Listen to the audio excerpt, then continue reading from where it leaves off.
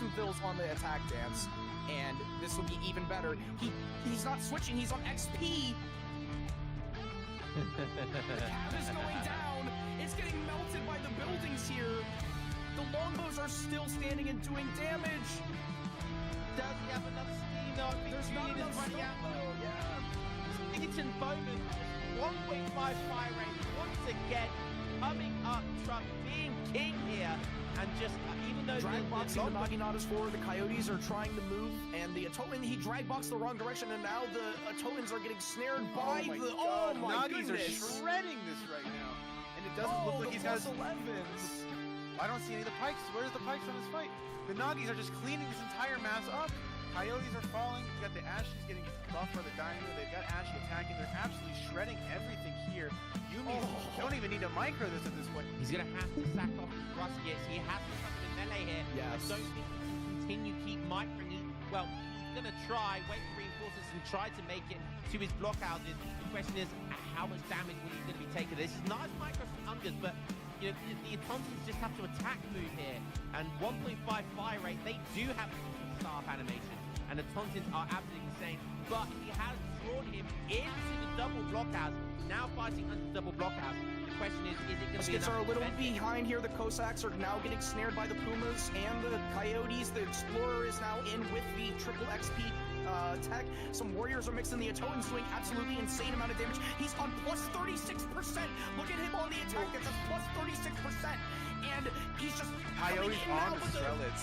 Blockhouses are actually doing decent damage here. The Coyotes are kind of going down. The Spears are now trying to move in towards the front, and it's actually a decent fight, I think, for Tabin. Pretty good fight for Tabin, but you know, there's not very many Cossacks. He's letting a lot of these Coyotes and Pumas kind of shred his Strelitz a bit. Finally getting his Cossacks where they want to be on the Slingers, and gonna be cleaning up. Here, the Assassins are out of position. The Carolinians as well, and the Assassins are gonna go up top. Oh, the tree carrying here. The tree is for Sweden, and there you go. We can see some damage here. The Assassins, all the Assassins are dead. That's quite a lot of mass. The Assassins coming back from fair rate. Nah, va GG. Optimus, his mass is getting completely clean. With the Assassins, that's gonna be a big snare right there, and there is no way those Carolinians are gonna come out alive. Maybe should be able to swing this water fight. It's so the micro here is so intense. Get in, get back in. Will the Yumi have a chance to snipe him? Look at the ship is at 62 HP. Oh! Frontline, what a god. Oh no! Oh my god! Oh my gosh, I know it was insane, and that's GG. Wow, those galleys have such low HP.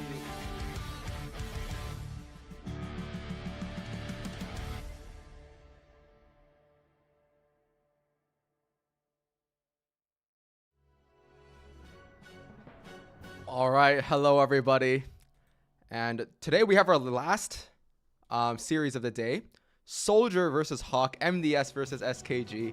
Auntie, what do you think are the odds here for MDS to get their second win of the entire tournament? I think earlier today, Minimote won 3-2, and that was their first win of EPL. That series was very entertaining to watch. I think SoldieR is favored this one. But I think Hawk is definitely a great player who can win. A bit more familiar at watching SoldieR simply due to the amount of content, but yeah, I've seen Hawk do some really interesting build, and I'm curious to see how these two will match up. And yes, one important thing to note is that Hawk is coming off of a fresh Sweden game in the World Cup, which we delayed the game because of that, and that definitely didn't go according to his wishes. So we'll see how he lets off his team in this tournament game. Yeah. So just a quick look at the leaderboards here. Right now, MDS is in 4th place. They have 12 wins and too many losses to count, unfortunately. I think they're, what is it, 17 plus... What are they losing by this week? A lot. Yeah, wait, hold on. But better than last week, which was too much. Yeah, I think last week, unfortunately, they were tied for the, what do you call it? The largest points deficit in a single week of any EPL. So it If was you're not an MDS fan at 12 wins, you cannot be an MDS fan when they clutch it up.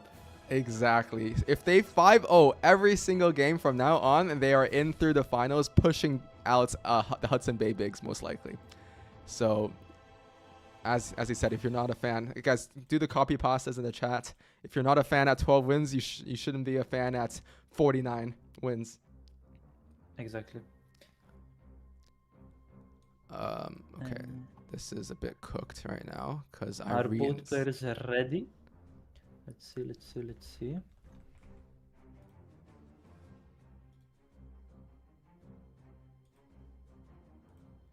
I think the players are almost ready. Yeah, the AI is overtaking the stream. Yeah. We're gonna go look at the okay. Right now they're doing the players are doing some micro selecting the server, but Callan pointing out SoldieR is coming off of a little bit of a high right now because he just won his first team tournament earlier today. So maybe he's in a good mood. You know, he'll be playing a little bit better than normal with that high APM, high energy. If he wins, he carried the team tournament. If he loses, he got carried in the team tournament. I don't make the rules. True. I know he was actually practicing Simple with Oreos. mathematics. Yeah. Oh yeah. But it's not looking so hot right now for our fans at MDS, our fans of MDS here. Yeah, having less than 1%. Oof. Yes. That line is definitely flat. We are flatlining a little bit here. Okay. But yeah, okay, Minimo with a copy pasta here. If you aren't a friend at 12 and 28, don't be a fan at 47 and 28.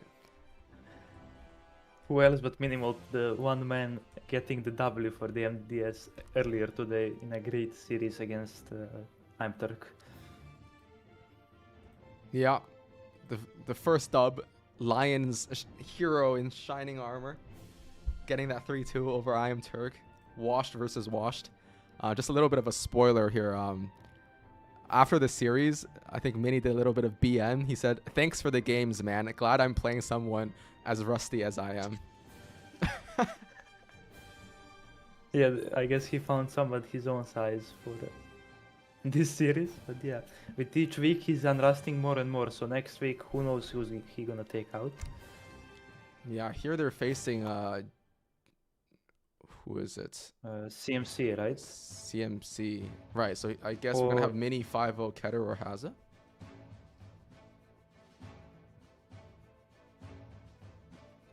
It wasn't BN, it was just both of us during the game saying that we should be allowed to just play 5 games of French. Yeah. You know what? If you guys agree on that, and you guys meet in the finals, I'm willing to let that happen. You guys can play 7 games of France.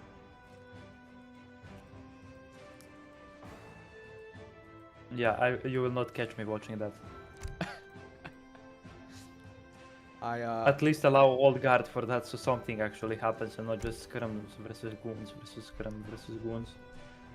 You know, recently, every morning when I wake up, or maybe every afternoon when I wake up, my Discord is absolutely spammed by like 100 messages. And now a couple of days ago, I was getting spammed by some stupid drama. But this morning, at the top of my Discord page was a screenshot from Antinomy. I am 1970 Elo with Hauser. So this guy's my co-caster is a high Elo goat now. Yeah, this is being 1 week in the same team as Dennis, but that's to a man. Yeah, I know. It's just like the what do you call it? Osmosis. You know, his skill and power with the African civs just leeches off into his teammates. Yeah, exactly.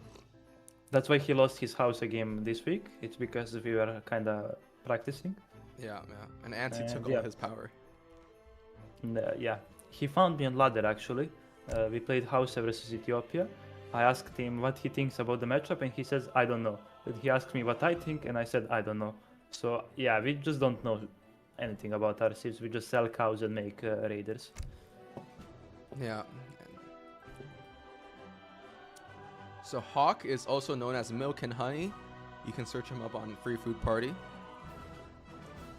Psionic versus Frontline has been delayed a little bit just because Frontline, I think both of them were a bit sick, but Frontline wanted to reschedule. so it'll be done a bit later. And thank you, Bremhawk, for the raid. Big raid. Getting a lot of people, even for European midnight. Yeah. Yeah, definitely gonna be a interesting cast from missing as we're already entering the witching hours. Mhm.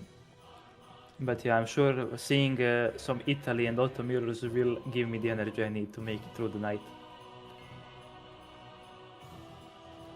For sure, for sure. This should be an exciting series. Are there players ready to start? Let's take a look. Yeah, SoldieR's last series was definitely exciting to watch for one reason or another. But yeah, games definitely did drag a bit further than you would imagine. Yeah. We do actually have the Civ picks for the first game, so let's take a guess here. What are we thinking? So first map is Balkan Mountain, USA. Yep. So Soldier is picking USA, and Hawk. Yeah, and is Hawk might at- actually do something fancy like Mexico counter pick. Dude, maybe you're the GOAT. Are you looking at chat? Which I'm not even in the group with them. Oh, okay. He's the GOAT because Yeah, Hawk you didn't even. is selecting. No, but I believe he did this like a year ago, actually. Like when USA Highlanders started popping up, he would do something like make a few Insurgentes to siege down a TP, then SoldieR to deal with the Highlanders. Then somebody in chat, I remember, flamed for, why even make Insurgente? You can just make Soldados. And he was flaming him, bro, with what money do I make a Soldado? It costs like an arm and a leg. Mm. Yeah. Yeah. Photographic memory for all the useless stuff. The GOAT. What do we think though? I feel like you might still be. I think with Mexico you'll definitely lose a TP to Insurgente because you can get so many out so early. But maybe there's some alternative build where you can like call Minutemen early to defend your TP, and then like start. Yeah, but I think the issue is that these pikes are just so fast, and you can get even a shipment of them, and you do one batch, and that's already 20 pikes. And Yeah. like killing 1 or 2 or 3 or 4, I don't know how many, before they run away, okay, they just go to the other side where they siege something else. And he quickly adds Salteadors, which are less range than standard scarabs. They're 18 range, but importantly, they are 4.25 speed. So in theory, they can kite Highlanders and Minutemen indefinitely unless some Hussars are involved as well.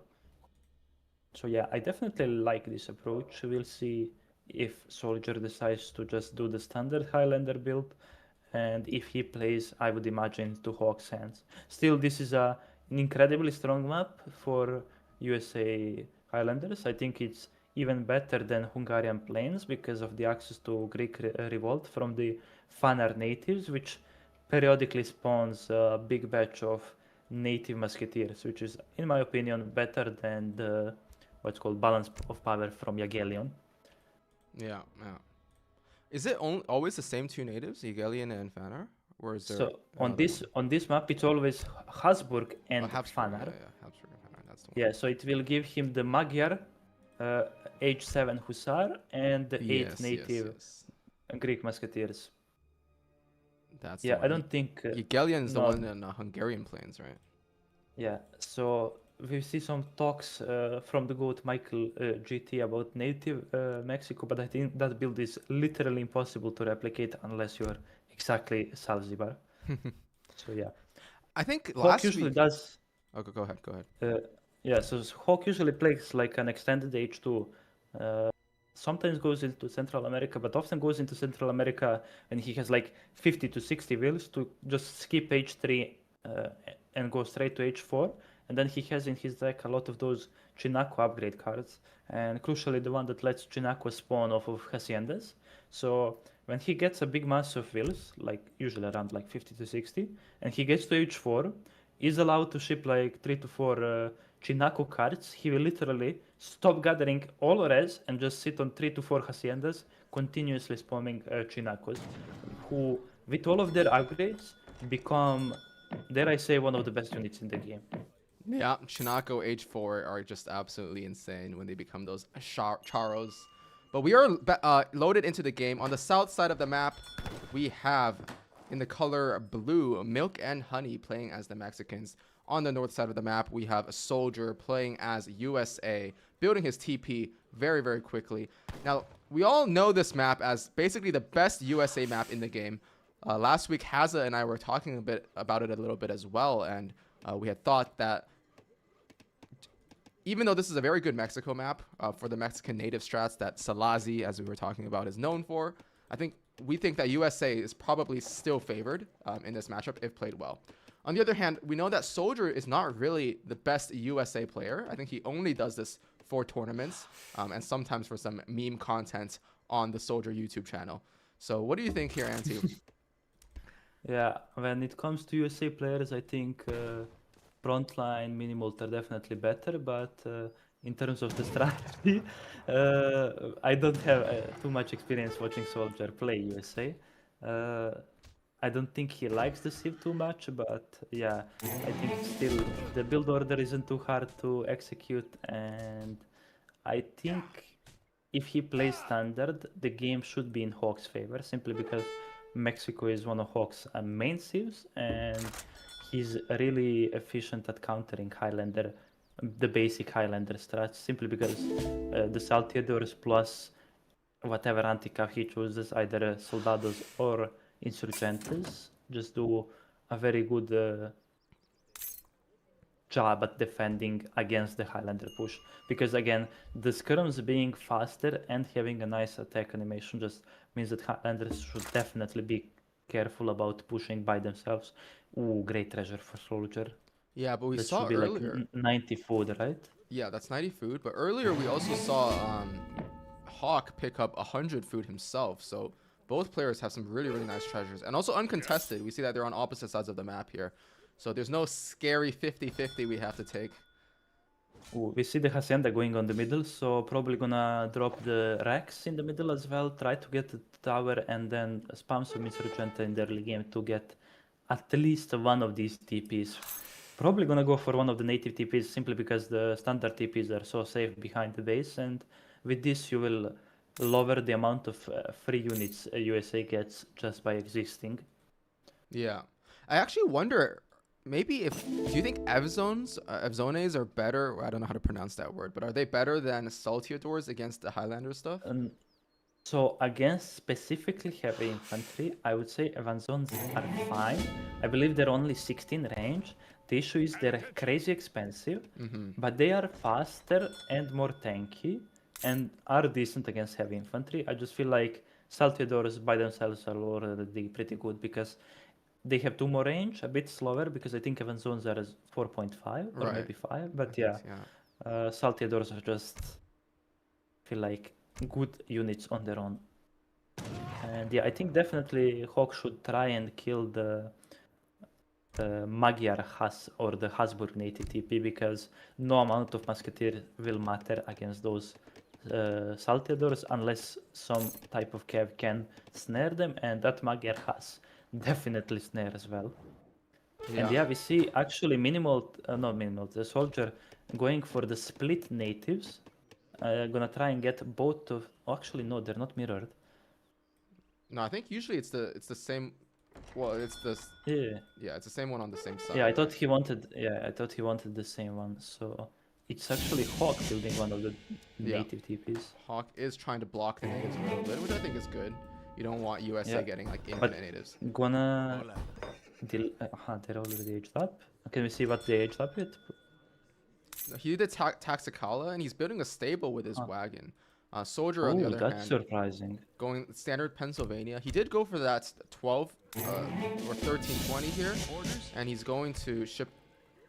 Okay, he Wait, did can ship we a check bank. the deck? Can we check the deck for Mexico? Yeah, Like let's- something suspicious is going on here. This is definitely weird. Opening with a stable, not having 10 Insurgente in their deck. Definitely a weird build. He does have the At least so Navajo. far. He might be trying to make Evzones then. Yeah. Yeah, going 5 wheels into Texicala, which is at this point pretty much 4 wheels, and getting the stagecoach behind this. So really greedy actually, so far. not gonna try and contest any of the TPs against USA, so SoldieR will probably get all 10 Highlanders relatively safely. Well, you can only get 9 here, right? Because you need 5 TPs to get 10. Oh yeah, because of the TP blocking. Yeah, so it's a good strat here. You're blocking the TP, and you can take advantage of these TPs yourself later on for Hawk, I think. Yeah. He's even going for Taxicala now, which... Ooh. So does he have native allies in his deck? He does. So this will actually ship him a shipment not only of the 2 natives he's allied with on the map, but also with the Jesuits. I believe he becomes allied due is to it this both card. Jesuits and the Aztec? So yes, you have the Caltech scouting party and this stuff. So I think you get some Jaguars as well. And you get a raiding a big button on your TC, but I don't know if you get a shipment of them. I know in H5 they also get Zapotec on top of this, so Mexico can get 5 total natives, I believe, over the course of the game. But yeah, you see the Jaguars coming in? Yeah. That could be good. They do have high siege, but I don't think it'll be No enough. raiding going on from in the Mexico base, if you can see. Probably some Hussars, yeah? Yeah, gonna get caught by Now, that. does SoldieR know what Mexico does? What do you think? I know he sees some knows this Jaguars? build because we've talked about it in the past, and we've been looking at some of Salazi's Rex in the past as well. But I'm not sure he knows how to counter this kind of build with a Civ like USA that he's not familiar with. And yeah, he's training some conquistadors. SoldieR immediately going for the Seminoles. Oh, not going for the Highlanders, actually. This seems good given the composition that we think Mexico is going to be going for, which is Jaguars and let's see what if he's queuing anything, and Conquistadors himself, right? So this seems like a good SoldieR actually gonna try and contest the middle tower, but in the end, who did it? Yeah, he does claim it, so he can delete it if he's not confident into holding it. So far, he's gonna be able to hold it, but he might choose to just delete it and run. He might ship the oh, he lost it here. Nah, he should definitely delete it. Yeah, he loses the control. I don't like that because this tower is half of a TP. It is, yeah, It's 0.5. 0.5. Yeah, so he doesn't get any of Aztec units, you see? Okay, I see, yeah. It's just the 2 that he has on the Conquistadors. Yeah. The main issue right now is that the Sharktooth Bowmen kind of counter everything Hawk has out on the field. And a lot of Hussars which will be able to snare for a long time. But again, there is a lot of anti-tanks here, so Hussars definitely need to be careful. Hawk not training anything, floating a lot of res now. Using the stable now for the Chinacos, which is good. What is SoldieR doing behind this? Is it another shipment of Seminoles? Yeah, he went for the double, so the second one's here. He also has a Magyar Huss. I always like clicking the Magyar Huss instantly upon getting it. I think that's the most efficient, instead of waiting for the second one. 5 minutes per cycle, so you should definitely do it. Yeah. There is no there's no benefit it's not to like you waiting get for the second third one. or no. And you see now he wasted like half of the cooldown. Exactly. Because it was 1.5. So definitely try to either press it on each cycle, and if you like halfway past, then I guess there is point in waiting for the second cycle, but so far... Oh, I have friend and foe on for some reason. That confused me a bit. Yeah, I was also a bit confused. Where's the, do you know where it is? Is it UI? And then at the bottom. Yeah. I don't know why that was on. Maybe I think I was playing some team games with the only Battles yesterday and I had that on maybe. So Hawk ends up deleting the tower in the middle because he definitely cannot hold this. Yeah. 24 Sharktooth, a gazillion Hussars. SoldieR, another military shipment behind this. He's going pretty hard. Yeah, these are pretty much USA crossbowmen. Ooh, but how much anti-cap does SoldieR have here with these Chinako and Boyars mixed in? This is a big fight here. Can SoldieR micro his way out of this? I feel like there's like about 7 or 8 Chinako so far. So mounted infantry getting mixed in there, but they definitely need to target down the infantry. They will not do anything against the Hussars. Sharktooth will do great DPS if they are able to go through the heavy cav. There is one Magyar soaking a lot of damage from this Sharktooth. state militia also hitting the cav, and it seems like Hawk is winning this fight convincingly. You don't want to let these Jinakus connect, and yeah, a newer batch of Jinakus will definitely seal the deal on this fight.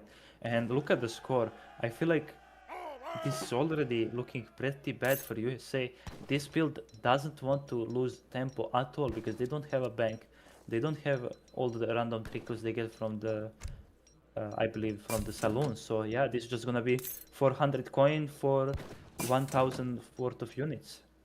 Yeah, I mean, he's And shipping look at the mass Highlanders, from Hawk. Yeah.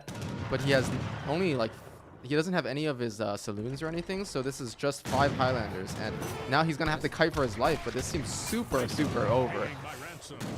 Yeah, great timing push by Hawk. These Highlanders might pop on some fragile units, but there are some Evanzone mixed in. SoldieR targeting them down with the TC fire. I believe only one Evanzone is left, but again, only 5 Highlanders. How much can they actually achieve against this mass of random units from Mexico? Mexico does choose to pull out, probably for the best.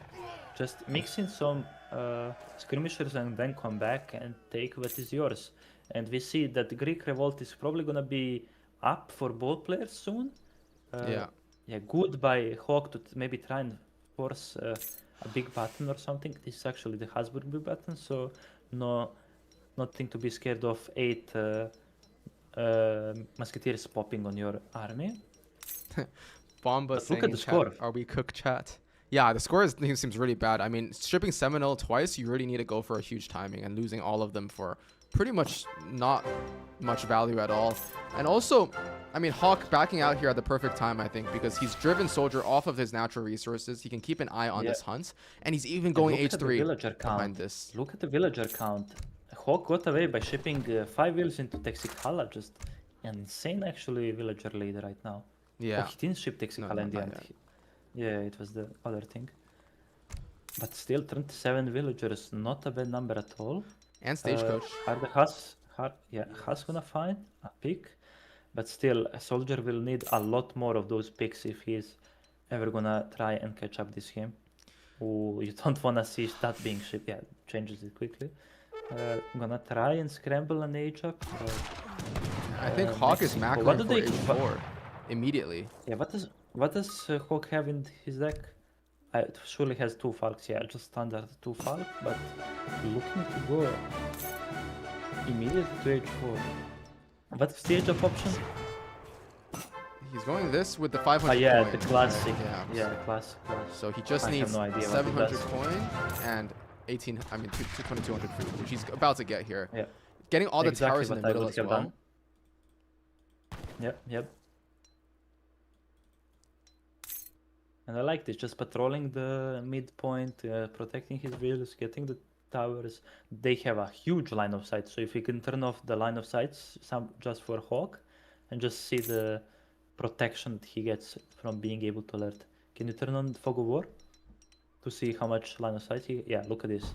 Like, it's really hard to get raided when you can see all the way up there. And yeah, he's even gonna get the TP on the left side, and SoldieR just pushed completely into his base, scared to try and contest it. Yeah, SoldieR is Do trying we to see H himself with New Hampshire, which I believe gives you the factory wagon in H3 that you can, or the factory shipments. But the issue is, yeah, SoldieR is going to H3, but he's not going to expect this H4 play from Hawk, I believe. See, immediately Yeah, shipping this is 2 great. Falcons for safety. And in he case can gets unqueue pushed. them, yeah. Yeah. Yeah, exactly. And then H4 Guero. I don't know what that does at all. I'm a nub. Guero. Nah, I don't know. They just unrevolt to H4. Who ages to H4 with Mexico? Wait, these I like this. Just... sorry, these big buttons Yeah, don't cost he wood. gets all of them. But they don't cost wood. Don't No, the it's normal like ones cost wood? It's like for no. It's the same for every native. But you play European broken seals, you wouldn't know. Wait, I swear the buttons cost wood. No, No. You play auto. you none play of stuff them like that. cost wood.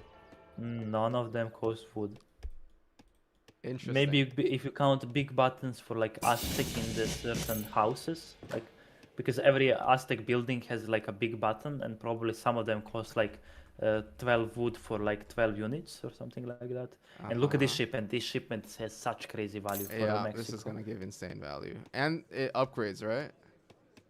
Yeah. So the ones that are upgraded are shipped, but I think he has Blood Brothers on top of this, right? I think it's two separated cards. Soldier pushing in at this moment because he knows if something like two heavies pop out, his army is gonna get completely outscaled. No, I think this gives them. This is like their equivalent of Blood Brothers. It also upgrades your natives. So it is, yeah, Yeah. it is. But it costs like 1,000 res. But look at this. You got 18 units. They all guard. Yeah, but look at the standard. Look at the standard army he has, like the conquistadors and stuff. They are not guard, They are. or they are. Yeah, yeah. But I why think is it's his just score Blood not Brothers. 70,000? Oh, because You know? I think they fixed this for this Oh, card. it only upgrades the ones that he has, I guess. It doesn't upgrade all the natives. Yeah, yeah, So I guess it's still an insane value. Like, look at this. All of these units are better than guard pretty much because natives tend to have better stats than normal units. And look at this, just more random units coming from every side of the map. Big button being called from the left tower. Units everywhere, every single type of units, even more. The third big button is called, and yeah, just an insane wave of units from every corner of the map. Just Yeah. impossible to survive. And yeah, definitely something akin to what SoldieR does. So Mexico, with their vast arsenal of strategies, taking game one. Congratulations to Hawk. Definitely an entertaining start to this series. No, definitely entertaining. And we're seeing kind of a... I wouldn't say this is a counter build because I think SoldieR might have had opportunities to do a timing on his end. But Yeah. still, an extremely strong build when you let it go out of control, right? Probably one of the strongest builds in the game just in terms of like how many additional units you can make. Because his eco is very strong. Like after this, he can mix in standard Mexican units, can mix in his own natives, basically everything. He did, I think, get raided at some point a little bit. We might have missed because I think Yeah, was he on- lost like 2 or 3 Yeah, waves, but yeah. But overall, very, very well played from Hawk. And let's see if SoldieR can... I mean, Mexico is also one of Hawk's best civilizations, right? So getting it out of Yeah, the that's way true. for Soldier's USA, which I don't think anybody will debate me in saying that this is not one of Soldier's best civs. So see if SoldieR can pull it back in game 2. Is there any civ pick or specific build order you're waiting to see from SoldieR? As a big SoldieR enthusiast? Well, I'm a bit curious because I was playing with SoldieR yesterday and he was doing a lot of Portuguese. So let me just look at the map pool real quick and see what the maps are. So Well, we saw in the series Minimal Tenayam Turk on the second map, which is coming up, which is, I believe, Alaska. Alaska, yeah. They played Portugal. It got completely overrun by Italy, but yeah, I don't think Hawk is an Italy player, so that's nice. Hawk, I've seen them play... What was it? Sweden and Otto on top of Mexico. So those two civs definitely should be on the lookout, especially Otto. Great Otto player. Ooh, game 2. He Aztec. So SoldieR will be playing Otto and Aztec from Hawk. Wait, this is so a this is very odd pick in my opinion. Hawk is blind picking, for those curious. So Aztec on a non-TP map, relatively understandable pick. But we did see also Izad against Phoenix. Izad picked Otto on this map to go water. He lost to India. But yeah, that build might be good, but maybe just unlucky showing in that one game. Let's see how it turns out this game, because I don't know if Aztec's anti-water is good at all, pretty much. Not an Aztec player, and I don't see them contesting water that much. Yeah. I guess as you were saying, like we could have Otto go pure water. I think SoldieR is the kind of player to know how to do that with Otto. I've played against his Otto water before, and it's quite annoying. I do think Aztec has pretty strong anti-water, right? Or you can just kind of ooga booga rush and try to use that as a counter, or you can boom yourself, water priest boom, and just ignore water. And I think there are options for Aztec. So Julian says it's the best anti-water in the game. I agree. Yeah. After having no idea how it looks like, now I'm 100% sure it's the best anti-water in the game. Yeah, yeah. There's your team co-captain here, Julian. Co-captain, does that mean Keister we are is- both co-captains? So he's okay. Don't want to get people the wrong idea at the time doing some shot calling or captaining around here. I'm just more like a cheerleader or a mascot for this team. Yeah, I mean, who knows? Maybe they'll put you in next week to go against, or in the finals to go against Jalafet. Yeah. Yep. Wait, actually, the issue is, no, that's right. Jalafet is an MDS. Never mind. That'll be quite Yeah, unlikely. the issue is that my team is just too good. Like all of my teammates, they just keep winning. Like, Yeah. they can't stop winning. Like I was hoping maybe this guy only bows gets smashed by somebody, psionic or something, so they swap him in for me. But no, he's just winning. And this tomorrow he's gonna smash this. What was this, Keter or somebody? Ketchup boy. Gonna Yeah. steamroll. Yeah, I've Yeah. heard that name once or Gonna twice. smash Kind of a him. noob. So yeah. I hear only his goal is to win that series 1-4. Oh, that's a sweep right there. That's a Yep. sweep right there, taking that one As they game. say, bows in 5. Wait, what? Bows Bows in what? won 3-2. Bows won 3-2 against Psionic. I see in the chat. Oh, okay. Some low asking. Yeah. That same low is saying that Otto might do Sublime Port into water. It's You not a can see bad that build, but he- against Aztec, that seems like suicide, no? No, but he shows how many gray hairs he has on his head. No, but yeah, that does seem like suicide. Against In the series before, is advent, I believe, for the schooners into like just chopping for the boats. I don't think he did any Sublime Port shenanigans, but yeah, as you said, it's definitely a good build.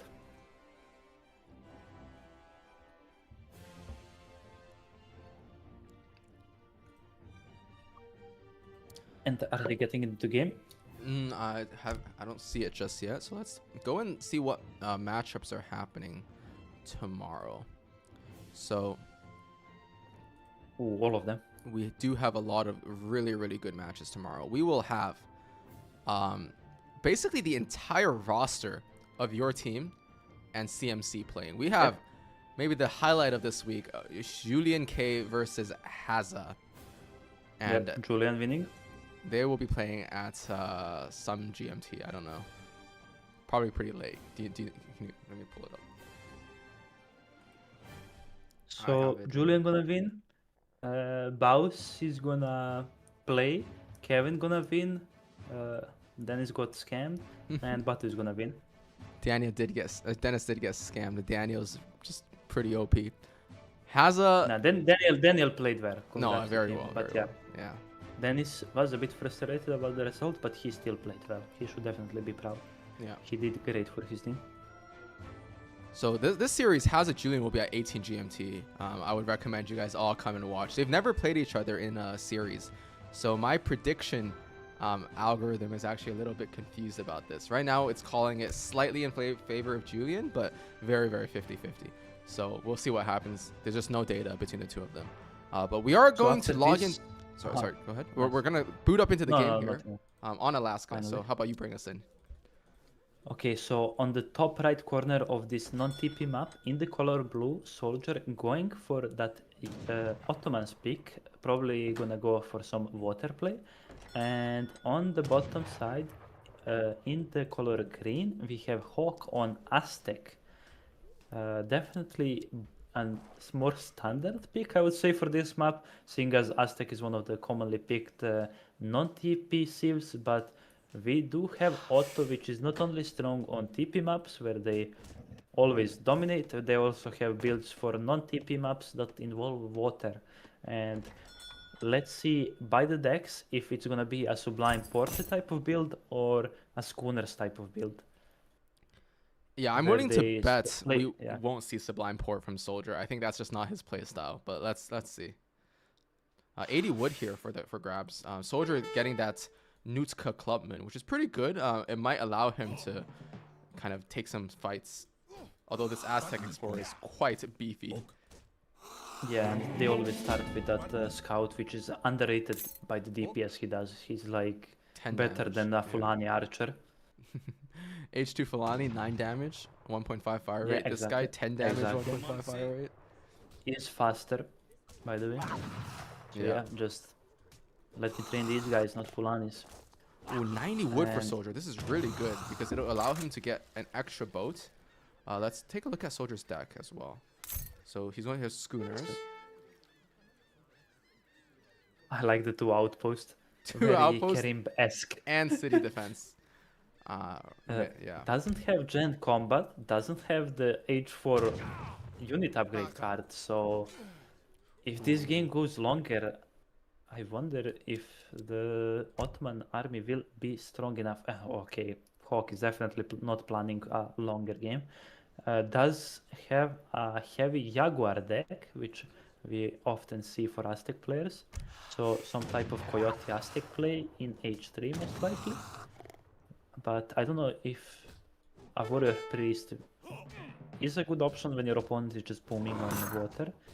So yeah, if you have any input on how this anti-water from Aztec should be played, do share with us. I'm a complete noob. I don't play Aztec, nor do I play water. I have absolutely no clue. This card might be kind of good though. I'm not sure. Yeah. So he does actually have the legendary Aztec card of the 11 Maya allies. Now I am Pearson he mentioned. might actually lose his. This is definitely in the spirit of I am Pearson. So I doubt we see. Oh, it's anything dead. He's more. dead. Surely, unless he TC fires, but then that's so bad. I mean, one shot kills Buttercup. Come on, we can spare one shot against Buttercup. No, Buttercup. Nice, 100 my XP. God. No, he Why is he not lives. shooting? What are we doing? Oh, that's Oh huge. my god. Oh, I mean, pack it wow. up, soldier. This is just an insane aura loss. One villager gonna die to the native Nutka. Oh, he might still kill the. Okay, no, but the The Jaguar's big coming button in. is coming Nah. through. Yeah. The Auto Explorer needs to run. Please, Buttercup.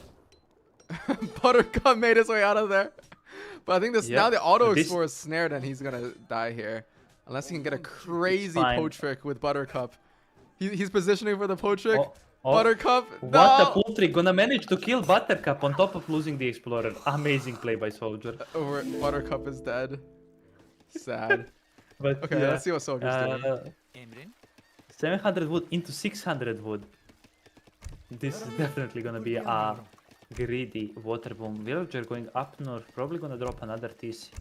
Because with all of this wood, definitely can sustain double dock production, not a TC, for a long time. And yeah, the interesting part about this map is how the whales are positioned. Usually you have an equal amount of whales on each half of the water, but the vast majority of these whales are in this middle like pond, where whoever controls it can get an insane economic lead. Who cares about the game? Look at this. Look at this whale. This is glorious. Yeah, my producer is enchanted, I guess, by the way. Oh, look at that breach. Yeah, yeah. Yeah. Okay. So can we actually look at the game now? Thank you. We're back. We're back. We're Can we back. see what Aztec is doing? Aztec is picking up 135 wood because he lost his Explorer to the Treasure Guardian. No. Was there a Mobir action? I doubt he loses to the treasure. Was there right? Mobir action? Okay. I'm blind. Wait, let's see Soldier's point of view.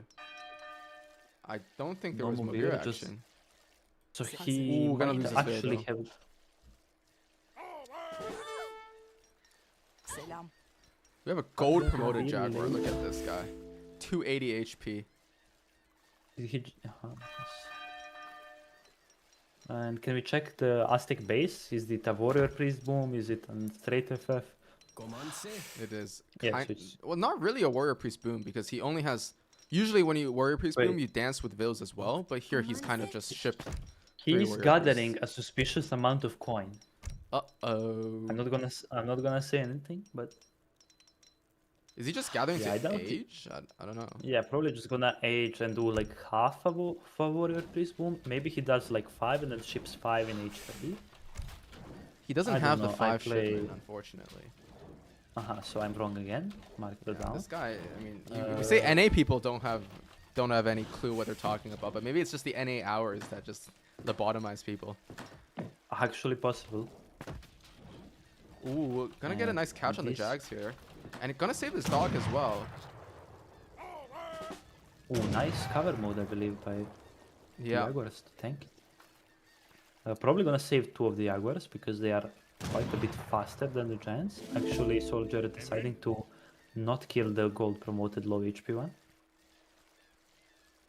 And gonna pick up his Explorer. Ooh, and shipping 3 three delis being deli. shipped. Yep, and making Jan Abus behind this, so definitely wants an extended H2 game while his boats Oh, are look at these playing well. vills. They're super exposed. It's gonna be 2 dead vills easily What? here. Is Iron Pearson actually playing on Hawk's account? More vills might go down here. He's not moving them yet. And the Jans are walking straight forward. Okay, good reaction here. But still losing those 2 Can we vills. See the POV of Fastic?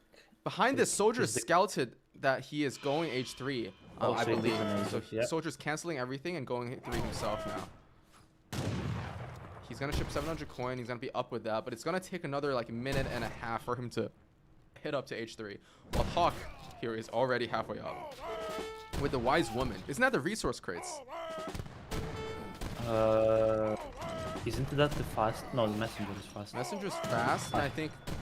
Wait, the 2 The, noble huts is not the fast, right? yeah, the 2 noble huts I believe is the Elder Yeah, or the Warrior. I don't know. no clue. We're all noobs. We don't play Aztec. Warrior Priest might be in danger because there is a lot of range effect here that 2 he's farms. gonna lose. What? No shipments stacked as well because we're just on Warrior.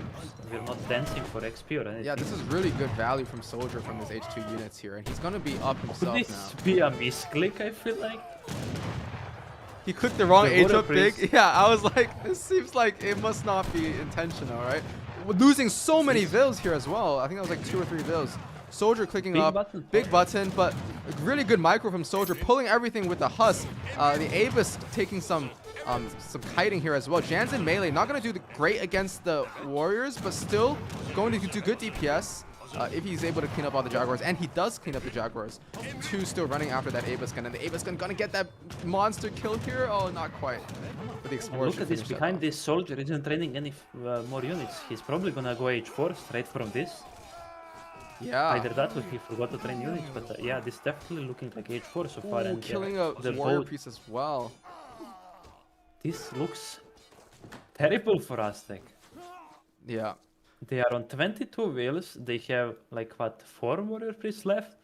Absolutely no shipments stacked up, and yeah, what do these farms achieve? This must have been a misclick by Hawk.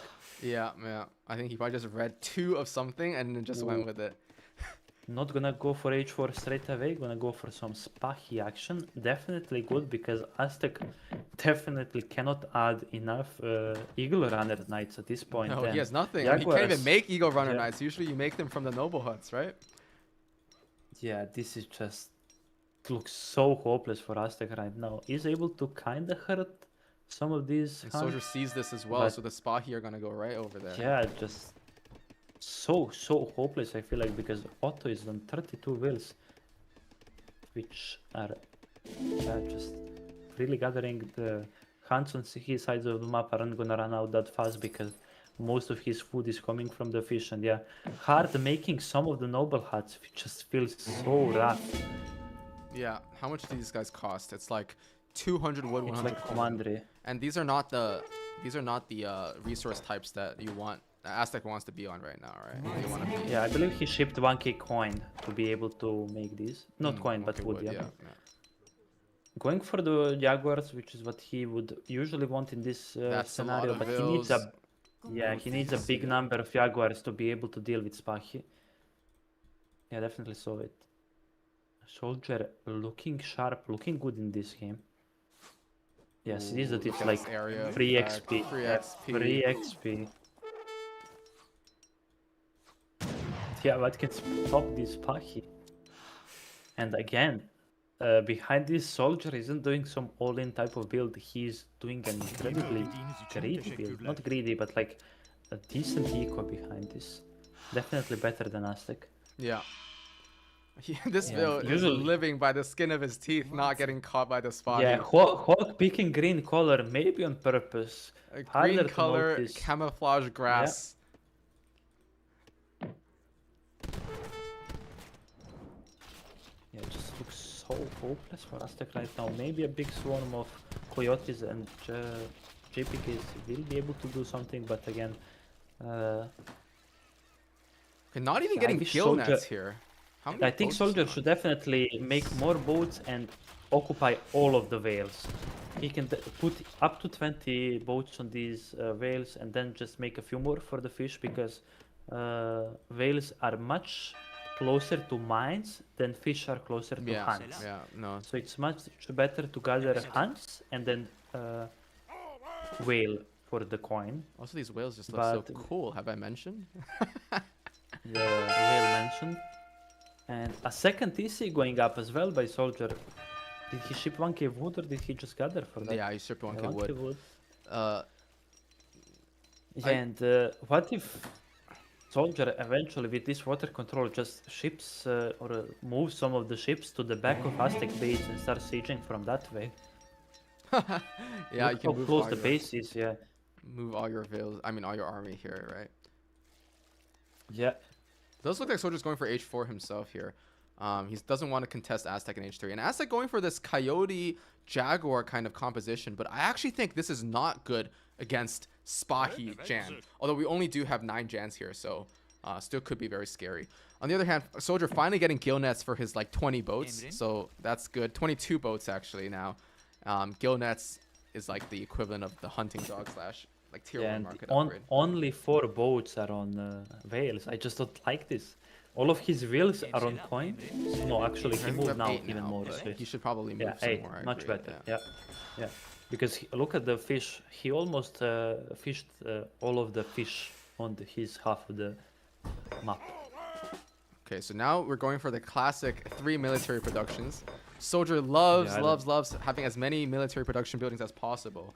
Last game against Kevin, we had a game where he had 3 barracks and 2 stables by the 12-minute mark as France. You Yeah, know, only the so- best players can be making units out of 5 military productions with No France. veterancy inside so far. I don't think he wants to get veterancy for gens because he doesn't have any gen upgrade card. But no Cav archers out yet, so I guess he doesn't feel comfortable of just getting the Abus upgrade. But yeah, I feel like the Aztec army just can't fight this. There is not enough anti-cav to kill the Spahi, and then Aebus behind us, that will just demolish the Aztec army. And we see the second tier upgrade for the fishing boats come in, and Otto sitting at comfortable the anti- 50 wheel eco. The anti-boat stuff is coming in now. Yeah, is Soldier these going to guys do? look incredibly fast. Probably gonna ship a frigate in Oh, about 9 1 speed, minute. look at that. Yeah, they look crazy fast. But this is a The dangerous army position. composition, yeah, army composition is revealed to Soldier, and I feel like if he collapses on this, he just takes the fight easily. Yeah, Might caught try him to in as well. evacuate the army in the canoes. Looks like that will be the idea. Loses the explorer, not something you would like to see. And is he gonna try and take the fight? I wonder. Soldier kiting back. Yeah. Spahi should probably just commit here and get on top of the Coyotes. Yeah, and Spahi everything. should definitely just start swinging, let the other units DPS. Vashabuzik should definitely be called because they would demolish the Jaguars, instantly call them as soon as he gets enough resources. And yeah, the Jaguars are making good work on those Janissaries. Pretty much all of them are dead. Coyotes being able to tag some of the Abus, but there is just, I feel like, not Still enough. full HP Spahi left alive. Yeah. Yeah, 3 Spahi being alive, none of the Abus going down, and yeah, behind these 3 galleys being shipped. I wonder if, I guess they're better than 1 frigate, Yeah, but I think in a boat fight they are. should always be careful. Aztec can make a double batch and then a shipment and just randomly 15 units show up on your screen. Losing quite a few of these fishing boats because they're running into the canoes. These canoes actually doing a lot. They're two-shotting the boats. That's surprising. Yeah, these are very, very strong. Bec- Look yeah, at this. and they're fast, and they can and they shoot from the front, so they're really efficient. We see the flag from Ottoman water ship. Oh. Yeah, instantly annihilates one of the canoes.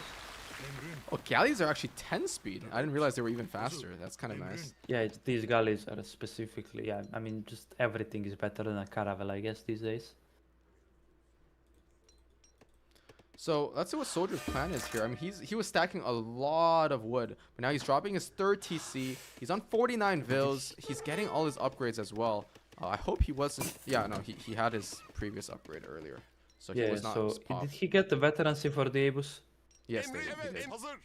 Yeah, nice. That's just great. And yeah, just now focus on doing Cav Archer, Abus.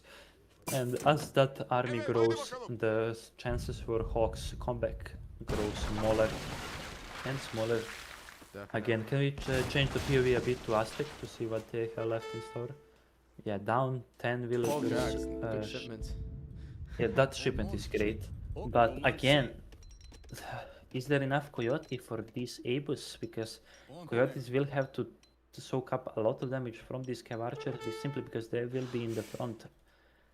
Not that many Cav Archers so far, yeah. About 9 Cav Archers out. 3 Spaki are still there, but I feel like if there is a chance to lose this game, this is it. Oh, but the coyote can't path onto the Abus here. They're fighting Yeah. Spaki.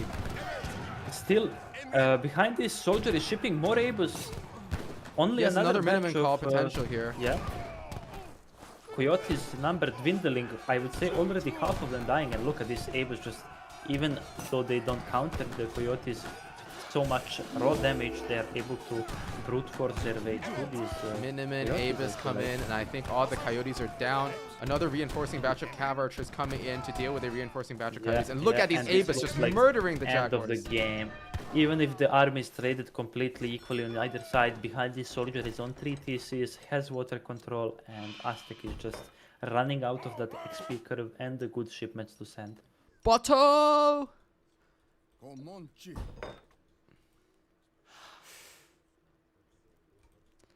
So Josh Yeah, in fellow- chat fellow- asking, Baron, what's the stakes for this match? You know, that's a very good question. I think MDS here, if they win this 4-1, their odds of making it to the finals will go from 0.4% to like 0.7%. So we are bing chilling here as MDS. They're happy to see SoldieR winning these games. Yeah, and just closed. No big fight for the end, but yeah, slowly the game keeps slipping away and sees the score difference grow and just realizes that the biggest strength of Aztec, the insane H3 shipment tempo, is already out and he can't possibly come back from this. And yeah, we see an auto win on a non-TP map. Yeah, it shows What you are your that thoughts after this game? Auto, I think they've lost one game in EPL so far, and that game was played earlier when I believe it Is was. it lost to Phoenix? No, was it EZ? No, okay, then maybe that's another one as well. But I think Turk lost Auto versus Minis France earlier today. I mean, we could just make up stats, it's fine. Me. Nobody's gonna fact check us. I know Germany So, is yeah, a 0% win rate right now. Let's see if somebody can improve that. No, they're not. Germany won? Who won with Germany? Somebody on the Gold Coast or Ivory Coast did USA. Was it Frontline against Keter? Oh, I Keter think played Keter won with Germany. Germany. Yeah. Yeah. Okay. That's true. Okay, so 50% win rate. Good stuff. Oh, Baus also lost. Okay, yeah, we're just making up stats. Yeah, it's fine. We are just like a Chanta posting. Phoenix, Turk, EZ, Baus. Phoenix. Oh yeah, Phoenix tried to double rack Jan Rush. True. Turk played Auto. Phoenix did. He not only did he gen rush him, he also backherded him. So Yeah. gloves were off that game. When did He EZ did end up play winning. Auto? Maybe against Julian? Or you mean against Phoenix? Yeah, he played on this map, doing exactly what SoldieR did. It's just that Phoenix played India quite well in H2 and just ended up winning. I see. Good stuff. Good stuff. And Baus lost Italy versus Auto, but we didn't see that game against Ionic. Yeah, that was my favorite Italy Autumn game ever. The one that we didn't have to watch. Exactly. Good stuff. Good stuff. People keep saying that Italy is hard to play, and I do agree. It is really hard to play Italy and not fall asleep. Do we have picks for map 3? I see SoldieR is picking France, but we don't know what Hawk's counter pick is. Maybe he is discussing with his Lakota. Can we get some of the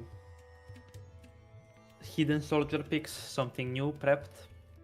France? Bro, I think SoldieR is like very... I mean, the build that I think Soldier's going to go for is the 5 military building by 12-minute build. I think it's pretty strong. It's 0% win rate so far. But Yeah, the France against USA versus Kevin game was definitely did numbers on a few people. yeah, I was falling asleep, bro, and I was casting with Baus. I think Baus was also falling asleep, but that was maybe because he was like 15 shots down. Yeah, I was trying to sleep and I just said one more game and then I'll go to sleep, and I just couldn't go to sleep because this guy just played a 50-minute game 50 of minutes. France against USA.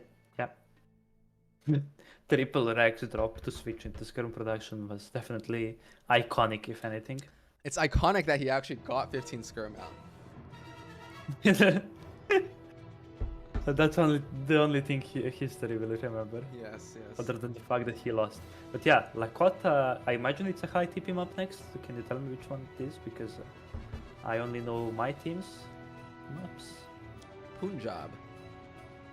Good job. Okay, so the short map with a lot of action is a livestock map, so probably gonna try and steal as many livestock Lakota can from SoldieR France to not allow for the crazy 12-10 timing which we've seen, I believe, in last series as well.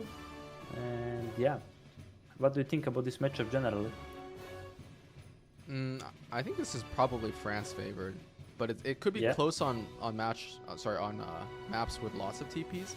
On this map, there is that 3 TP line on the south that Lakota can get and siege the French TP early on with clubs, but that kind of buys time for France to naked FF themselves. I think that's an option. Or we've seen in the past, like I think in the PK tournaments, a few players opting to go for France H2 play with like Musk bow and then adding just a few hussars with the 3 huss shipments. And then the goal is to CDB pull to where the resources are next to the TP line and take a good fight with CDB. I see. Yeah, I think a lot of options for France. I think even a Musk semi would be nice, because if you get a few Musk out, that means that you cannot just pure Cladman to take the TP. You would have to make some bows, and that will already buy France a lot of time and the ability to go like 4 CDB 700 with 700 coin, which I feel like is much nicer for France when as opposed to when they have to go like 4 CDB into 700 coin into 700 wood. Just flows much more naturally for the ship. Yeah. No, definitely you get your infrastructure set up. But I think the France naked FF is kind of scary as well sometimes. Like you just put like a lot of vills on wood with Gangsaw, and you're just getting all the houses, like mostly houses, just training like from 1 military building and shipping like 8 skirm, 7 skirm, 5 goon, 3 curve, falc, whatever. Just going military shipment after military shipment. The issue is if they lose their TP, it's not quite as scary, right? Yeah, definitely. If I were in this game, I would probably make like 10 mask and then go H3, but again, I'm just a low Africa abuser. Hauser! And we are in on the right side of Punjab in color blue, in color red actually. It is SoldieR as French, and on the left, Hawk again going for a different color, this time orange, on an orange looking map, as Lakota. This map, I believe, was blind pick by SoldieR, so this was a matchup Hawk chose willingly to go into. Still has something like auto available, but chooses to save it for another game. And yeah, we see the classic early scouting with the mango grove that you have on this map, and probably gonna go into the way of Lakota simply due to the Explorer being absolutely insane speed and the French Explorer being forced to build a TP. Can we see how many livestock French got? Because I don't think he got many at all. France has 2 and he has 3. Yeah, okay, so definitely not too great of a result for France, but Oh, we'll 4 still actually, sorry. probably gonna see a decent 12-10 either way, because this map has quite a lot of easy to take treasures around the map, and yeah, we already see SoldieR crack shotting the 100-foot treasure before building the TP and then just camping it out, not gonna risk it at all, and just yeah, great treasure for France. Just an absolutely godsend when you're doing 12-10 by France. Look at this tempo. So very And interesting. yeah, definitely got. He has both the ranged infantry hit points and wilderness warfare in H2. So we might be seeing some extended H2 play with Musks. But I don't know, because wilderness warfare kind of benefits your CDB if you want to pull with it. But I really like the ranged infantry hit points card if you're going for Musk bow in H2 for a more extended kind of time.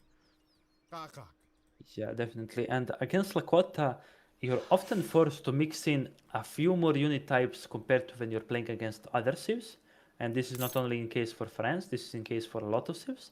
They have a pretty good way of collapsing if you're just gooning, because their heavy cap gets faster than your goon with the Explorer aura around. So yeah, it's probably gonna be, if we get to H3, gonna be the standard Skirm Gun Curl. But yeah, there is also an option for H2 play. Yeah. And yeah, we see Lakota aging with 14, also standard. Can we see SoldieR, how close he is to aging? SoldieR is already up. He was up at 217 with a nice 12-10 because of the 100 food treasure. And I Can we believe he see ate his the cows too. age up for Lakota? It's gonna be the 400 wood one. I just don't know the name. The chief. Yeah, I think that's the 400 wood one. Is chopping for, I believe, the TP and then into a forward warhead. So yeah.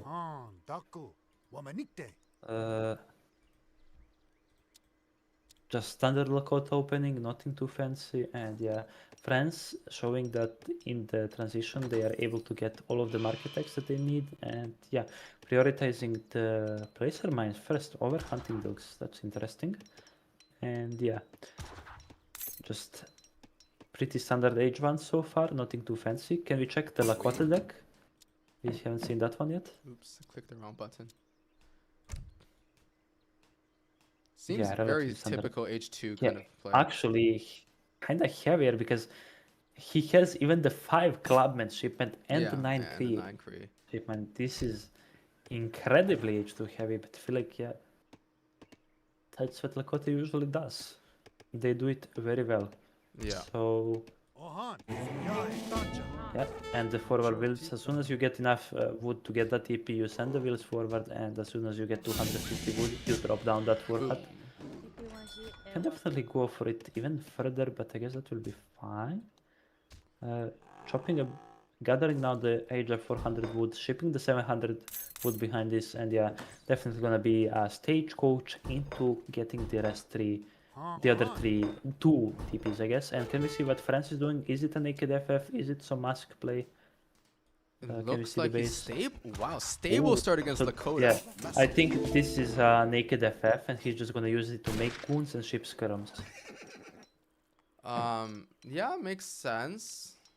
Never But mind. No, he's queuing a Huss, but he doesn't have 25. Okay, no, he does have a little bit for the house, but he's over chopped wood, so a little bit odd. Odd, definitely, and I don't know what these Husses are hoping to achieve. We know Lakota is definitely gonna go for clubmen early on, and yeah, if you find 5 Huss against a couple of clubmen, they can take the fight, but it's definitely not gonna be efficient, and it's gonna delay you quite a bit more than it delays France. And yeah, I guess France will be able to get a few passes off the stage with TP before it goes down. And we see that clubman into 4 Axe Rider shipment coming in from Lakota. Yeah, coming in now. Yeah, stagecoach is already in. Gonna transfer all of that to either coin or wood, probably wood, right? Yep. And probably gonna drop a stable in base. I doubt he goes for double warhead. If you can check. Stable should be dropping down any moment because you definitely wanna be going for that mix of infantry and cav. Maybe gonna save all of that wood for big batches of. But this raid is gonna get good value. There's a lot of exposed vills, and yeah, he's gonna get at least smart. 2 vills here. Going for the one that's closer to the TC, knowing that the one further away is definitely gonna be free. 3 villagers 4 going down vills so going far. down. This is 4 huge. vills going down. Absolutely insane. The Axe Riders had the option to pop out from the base to defend this raid, but terrible start so far for Lakota. He might lose That's another like vill a actually. quarter of the economy going down. 5 vills. One more 5 vills. And he's out Salt, with the 4 yeah, husks. losing Just one one Hussar, snare. but that's such a great trade. The TP does go down, so Lakota will quickly add the third TP to their stagecoach collection, but SoldieR definitely happy so far with this, and does drop down a Rex, so SoldieR might decide to play a bit more into H2, at Should least until A4 he can maybe, ship. Yeah. And thankfully for him, they weren't found by the Axe Riders, although he already has a batch of mask out, so nothing for him to be afraid of. And yeah, so far a great start for France. Yeah, this almost looks GG. I mean, this is like his timing, but now you have a lot of infantry here for SoldieR as well that can defend all of his infrastructure. SoldieR actually waiting for his 3 Husp shipment here as well before trying to poke. But nevertheless, I think this is just really great. Look at these clubs though, insane siege, taking down that church in like... Yeah. Church is surprisingly squishy. It only has like 1500 HP, so Yeah. not to be not to be overestimated in its tankiness. But yes, these are some nice pickoffs by the Citan Bowman. But yeah, SoldieR smart, just waiting for that big batch of Hussars that's gonna pop out from the stable and the TC. And yeah, he definitely can market trade to get a nice batch of Hussars. The 3 Hussars do come from the TC. Not market trading for the Hussar batch, so only 2 are gonna come in. And I feel like, yeah, SoldieR is just fine with just sitting back and defending. Although one issue I have with this is that Hans can run out really quickly on this map. Yeah, If you're I not agree. herding well, yeah, you that's why aggressive play is often the choice for players on this map. Just Hans being able to run up north or up to the south, into the middle. So yeah, again, look at the villagers from Lakota. I feel like if they don't really act scary instantly, again, at yeah. least one of them is gonna die again. And while 3 TP stagecoach is a lot of eco, you just can't allow yourself to lose so many villagers. Look at this. 1 villager going down for sure. Quite He possibly doesn't see 2. this either because there's a fight here. He's going for his own raid. Yeah. 2 vills Maybe probably he gonna go kills down for 2 vills SoldieR. if he's lucky. No, 1 Just CDB one. going down so far. Yeah, just unkillable units even without great codes. Ooh, I think And 1 or yeah. 2 vills went down here again. And big idle. SoldieR going for your pioneers, so he might choose to do a villager pull soon. Yeah, I think that makes a lot of sense here. You know Getting that pioneers before great codes is definitely something that you don't see Has he- often. he still hasn't gotten these. Okay. Yeah. Okay, SoldieR He's market yeah. market trading for great coats. Big. I mean, this is just the correct choice. Definitely, you want these great codes You and do. just moving with his army. Look at this map. It's 9 minutes in, and both players are sending villagers to the middle simply because herding is so hard on this map. And yeah, Lakota leaving a few clubmen out back at the base, I guess, to deal with this. This guy took a full volley. I mean, he has great coach and pioneers in. How do Yeah. you deal with this? And yeah, just move these guys in up to the sit and bow's face. And what do they do? Yeah, this vill pool, you're They just gonna cannot be able to attack take move. down the forward base and then go straight for the Yeah. TP line. Lakota not adding the stable, I feel like is a mistake. You definitely want some number of Axe Riders to threaten both the bows and the CDBs. I feel like This is a big Axe fight. Rider trade is fine. Yeah, a lot of clubmen here, so they will do better against the CDBs than the bowmen due to ignoring the range resist. But I feel like the infantry numbers for soldiers are a bit too low. But yeah, these Hussars will clean up. If they are able to kite while the number of clubmen goes down, they will collapse and this season and quickly drop. The SoldieR getting a batch of musketeers, I believe. Maybe a few Hussars. Can we swap to Lakota and see if they're getting anything? Because so far it looks like Lakota is in dire need of some batches, and yeah, nothing really gonna come in to save this Citan. And if this mass from Lakota dies, I feel like the game will be over. And yeah, look at this TDB still standing and shooting, and yeah, just can't kill them. Okay, let's make a guess. How many CDB do you think died in the last fight? 2. I think that might have been Yeah, one. yeah. Yeah. These this is Pioneer just- CDB what are is this? unkillable. What is this, Civ? How is this a thing? Yeah. NA number 1, let's go. And on top of this, if he ships Wilderness Warfare, they get like 400 HP and he's buffing his scrums. Yeah. But yeah, this is just amazing raiding by SoldieR. Definitely looking in form right now. Do we blame it on the fact that SoldieR is from NA playing in his prime hours while Hawk is playing at 1 AM? Yeah, that's true. Maybe if These, you're- these dang MDS NA players, they're always scheduling games at weird hours. Look at this. Yep. So what do we think are gonna be the next Civ picks? I think we might. Can you tell me the map? Yeah, let's pull up the map. So the next map is SoldieR blind pick. So it's gonna be Malaysia. something Malaysia. So this might be Portugal or something other that can do Ooh. water. What does SoldieR play that can go water? I mentioned this earlier. He does double in some Ethiopia from time to time, and I think that map is great for Ethiopia. He is going USA. I'm sorry, SoldieR is going Portugal, and Hawk is going USA. That's why but it is. Yeah. I know Soldier's USA on been this map. grinding That's ports on the interesting. ladder. Yeah, definitely a good pick, but USA is definitely surprising. It is one of Hawk's saves. This does kind of signalize that Otto is gonna be picked game 5. But yeah, USA on a 2 TP map with 2 natives, which is definitely surprising. Maybe he has a build that doesn't involve Chinese immigrants. Definitely there are some of those out there, but yeah, Portugal probably gonna do some type of water play, and again, I don't know if USA has a good anti-water. I think USA in Age 4 probably has really good anti-water with like they have like steamers and ironclads and all these like random units. But Yeah, and did you ever see that in actual game? I know. Maybe they can drop Yeah, a that's what 4 I on the thought. side of the map, you know? You never know what Hawk is Yes, cooking. yes, yeah.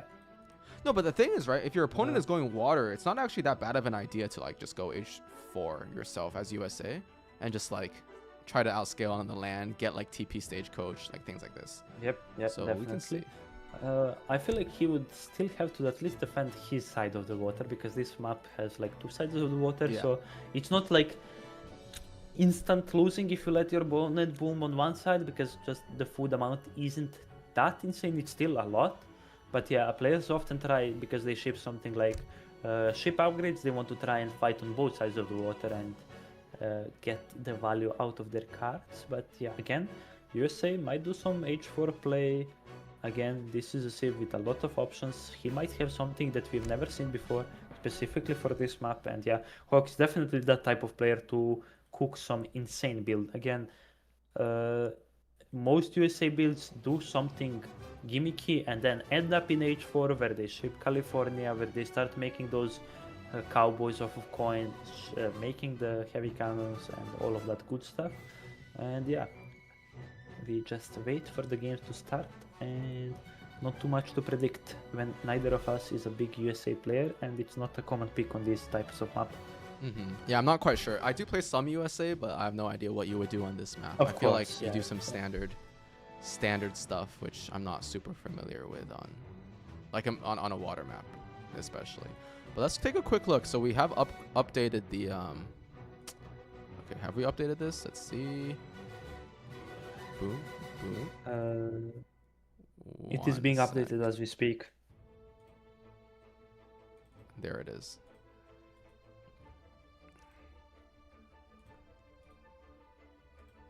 So look at the standings right now. We have Damn. SoldieR up 2-1, MDS 14. So they're like a little bit behind HBB, SKG, and CMC. CMC hasn't played as many games. That's why they're a little bit down. We can see here that this week CMC has Doesn't only matter. played 1 series, while the other teams Doesn't have played matter. quite a few. 5-0 tomorrow for Baus. 5-0 for Baus against the GOAT Keter. Oh no, I meant against me. We are practicing tomorrow. Oh, you and Baus are practicing tomorrow? Yeah, yeah. Nice, yeah. nice, nice. He ain't 5-0 getter. I mean, he is. I'm just joking. Let's see, let's see. If MDS's chances of winning have gone up at all, I think they are still slightly flatlined. My prediction is that there is a 0% chance of them winning the finals. But you never know. Models can be wrong. Maybe. I mean, yeah, even if their chance is 0, they can take a team down with them, which I always respect. Let's see, right? Not just, yeah. Week 3, they do go 25-0 against CMC. And all of a sudden, hold on a minute, they're into the finals. Anything can happen. You know, CMC can have like a complete meltdown. So if everything goes right, they only have a 25% chance of making it to the finals. No. So they have the final is 90. this It's is very already small locked. here, but it says 99 here. 25 is their chance of beating HBB in the finals. Like this is their chance of winning Yeah, the whole they- thing. in the they- finals. Yeah. They are not doing. We saw the game 1 what happened. Generational destruction. I think, yeah, my team won every single series, and yeah, that's without me even playing. Yeah. Every single series, pretty good. Okay, we do have the game.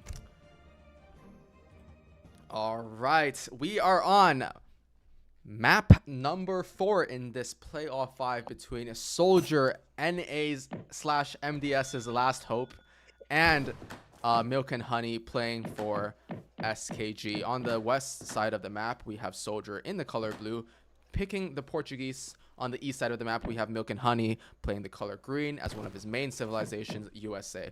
I have noticed Hawk every single game is picking the colors that are hard to tell. Like, I think you kind of pointed this out earlier as well, but look at this. Green on this map, orange on the previous map. You know, maybe the admins need to do some kind of a rule against this, because this is kind of cringe if I do say so myself. Although I don't think it had any effect on SoldieR, because in both games he was got raiding raided. like a man possessed. It was probably worse because he couldn't see his own vills out on the map. And Yeah. But But this, I'm not gonna lie, this is kind of annoying. Like, these wheels are much harder to spot when they're like green on green. yeah. Maybe you can like press the Alt key, look at the health bars, and then go based on that. Might be a little bit easier. Yeah, best I can do is attack move. Attack move. Let's go.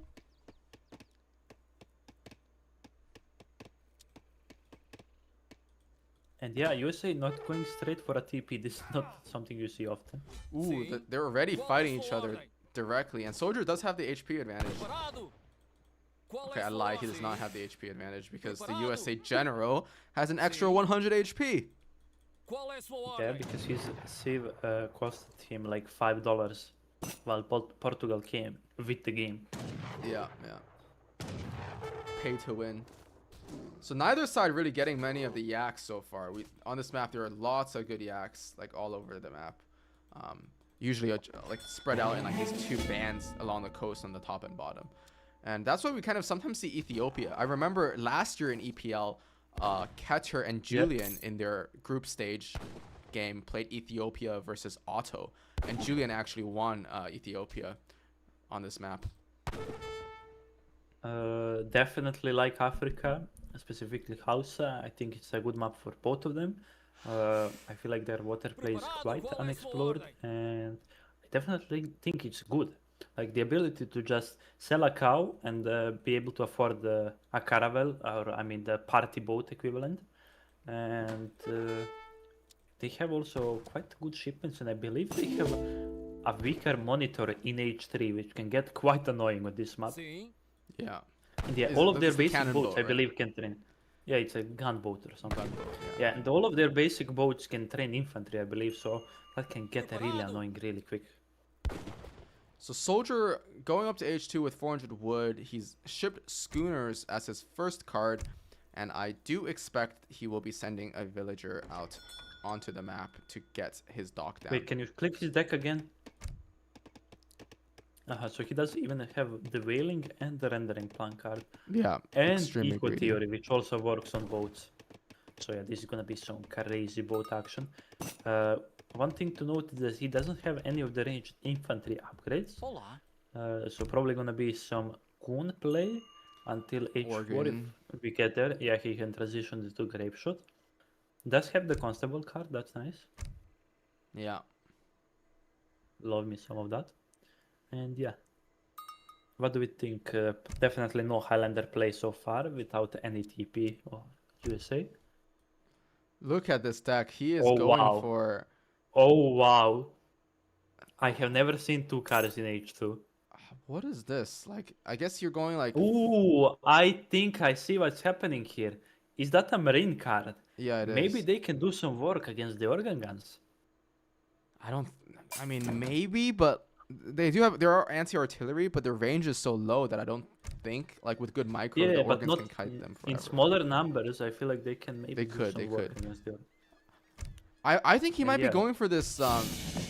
Yeah, he's going for the 3 TC kind of Minutemen into Marines build, like the. Right.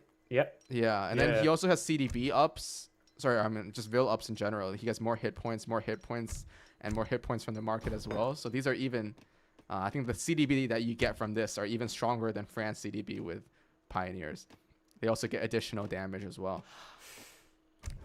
One thing to note is he also ends up with a card that just has get 2 shipments, which Yeah. are just wonderful design. Good job. Just 1 card for 2 cards, yeah. easy. Would you want $1 or $2 type of card?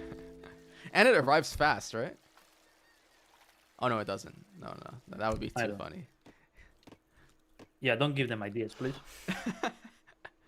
And yeah, the first TC from Portugal going to the shore to secure his water. Definitely pretty standard. And yeah, just Minutemen running around, not too much action, scouting, getting the treasures, and yeah. So he scouted his first dock and first TC. And ports, one of the reasons why they're so good on water is because they have those extra TCs that you can plop down on the coast very early. And they do have that 75 anti-ship attack. So Ooh, Minutemen stopped before scouting the top dock. Yeah, this is definitely the most annoying part of this map. Is when they Soldiers start doing the this classic type of stuff. Revnak, putting the dock right in the corners. Yeah, Really, really nice play. and he might try and sneak his third TC there.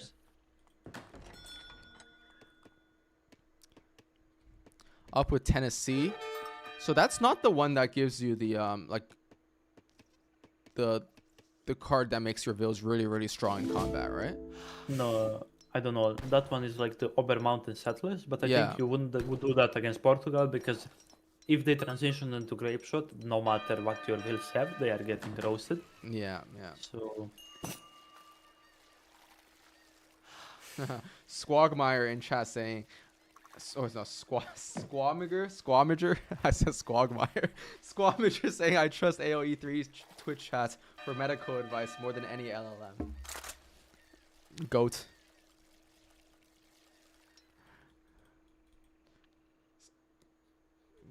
and we see the age up coming in from Portugal. I think USA is yeah, they just age up.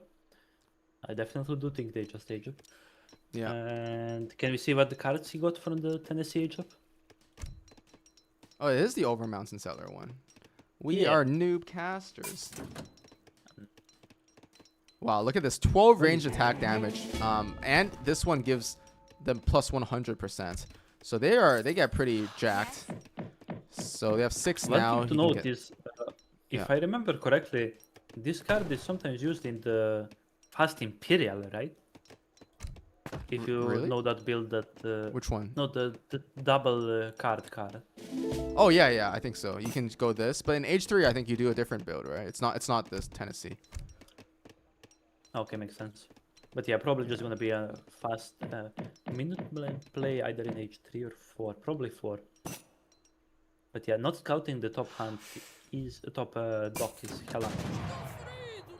Does ship Monkey Wood first and then gets TCs with his forward state capital. At least 1 TP so far, which is always nice, being able to just spawn a TC. Oh, this could be a little bit scary. Do Minutemen have the siege necessary? No, to they pressure it? don't. Not to take this down, but I think if he was here like 20 seconds earlier, he could have done some serious damage. Now I think it's a bit late. There's not enough siege here. The goons are going to come in, actually, which aren't going to be the best unit. Look at these Minutemen, though. 26 damage and still 100 HP left. So they will do very, very well against goon-type units along with the sharpshooters. And I wonder if he's just gonna try and preserve as many of those Minutemen as possible and just transform it into Marines. Yeah, that's what he's doing, and he that has 3 will give TC him himself. quite a strong timing push. He will have. So he has how many? Like 12 Minutemen right now. He's gonna get 18, so he's gonna be on 30 Marines. Mm-hmm. What is the next card? Ooh, and he's going for over mountain settlers as well. So maybe is he trying to like do a big Vil pool and try to just clear out Port's land? No. He changed it into Gatlings. Gatlings, okay. Yeah, that seems like it makes sense. Okay, look at these Marines. Now look at their siege attack. 45 siege. That's more than a pikeman. What? What is your command? I'm ready. Okay, so importantly, the ones that were here before don't get healed. Yes, that's true. But the new ones are all max HP, and he has 25. Yeah, and even if soldiers, ships, casters, these guys are not tagged as heavy infantry, they will be hard to kill for Portugal. And if these organs ever get in the range of these guys, they will be able to just be right-clicked. Does get a nice raid, but that will definitely be harder as the game goes on and these villagers get the over mountain settlers buff. Look at the mass of green. So the Gatlings are going to lose to 3 organ guns. The issue is, does he have the body block? These Marines do have that 2x bonus against artillery in range. So they will actually be able to. They're gonna walk down they're gonna walk down the organ guns, and he's gonna have to kite for his life here. Yeah, not going into stagger mode yet. The goons, trying to. They'll do snipe one of the Gatlings, and the Marines do take some nice volleys from the organ guns. Probably gonna try and commit now on their guns, but yeah, organs. He needs to call Minutemen or something. I think these organs are gonna get one shot by the Minutemen. The issue for Hawk is that because he has a few skirls mixed in with the Minutemen, they're not staggering correctly when he goes into stagger mode. And that made the organ shots so much more deadly. A frigate comes from Portugal, insane rage on that shot. And yeah, the mass of Minutemen is definitely gonna drop to about half of what it was. But yeah, I feel like the true pressure of the siege is kind of done. And now we just see Portugal sitting on 50 bills pretty comfortably. Yeah, and now over mountain settlers coming in. No military basically being trained from USA. That's one reason why this build is quite annoying to play against, because you can basically have your entire eco dedicated to Vil production, and if you are being pressured, these Vils will double as your military. So now these Marines going up. Did he scout that top dock? He did manage to scout it, and that's where the Marines are going to siege down that dock. On the other hand, SoldieR here has been given quite a bit of time to, as you say, to outscale, right? He is on 2 dock, 2 TC. So basically 4 TCs. Compare that to 3 TC from Milk and Honey. So both players kind of booming super hard. And I think this is we're going to have to lock in for a long game here.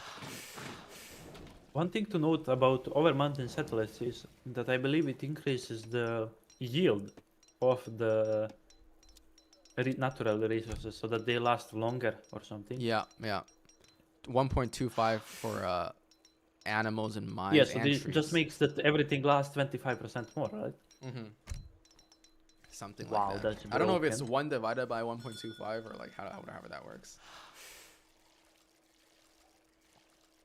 Or sorry, 1 divided by 0.75. I'm not sure exactly how what yield is defined as, but And yeah, we see Hulk macroing for that H4 relatively quickly. And can we turn the POV to Portugal to see what they're doing behind us? Yeah, making just double bunching builds. Yeah. ooh, a little bit sleepy, a little bit of sleeping. I mean, how do you even see these guys in the trees? That's true. They are Vietnam veterans. They are adapted to fighting in the trees. And look how many dragoon shots are necessary to kill that villager. It's like 3 volleys, not killing it. Yeah, one thing to note is that these Vils get range resist. Usually normal settlers get melee resist, but once you send, I believe, the CDB card in H1, they actually start getting range resist.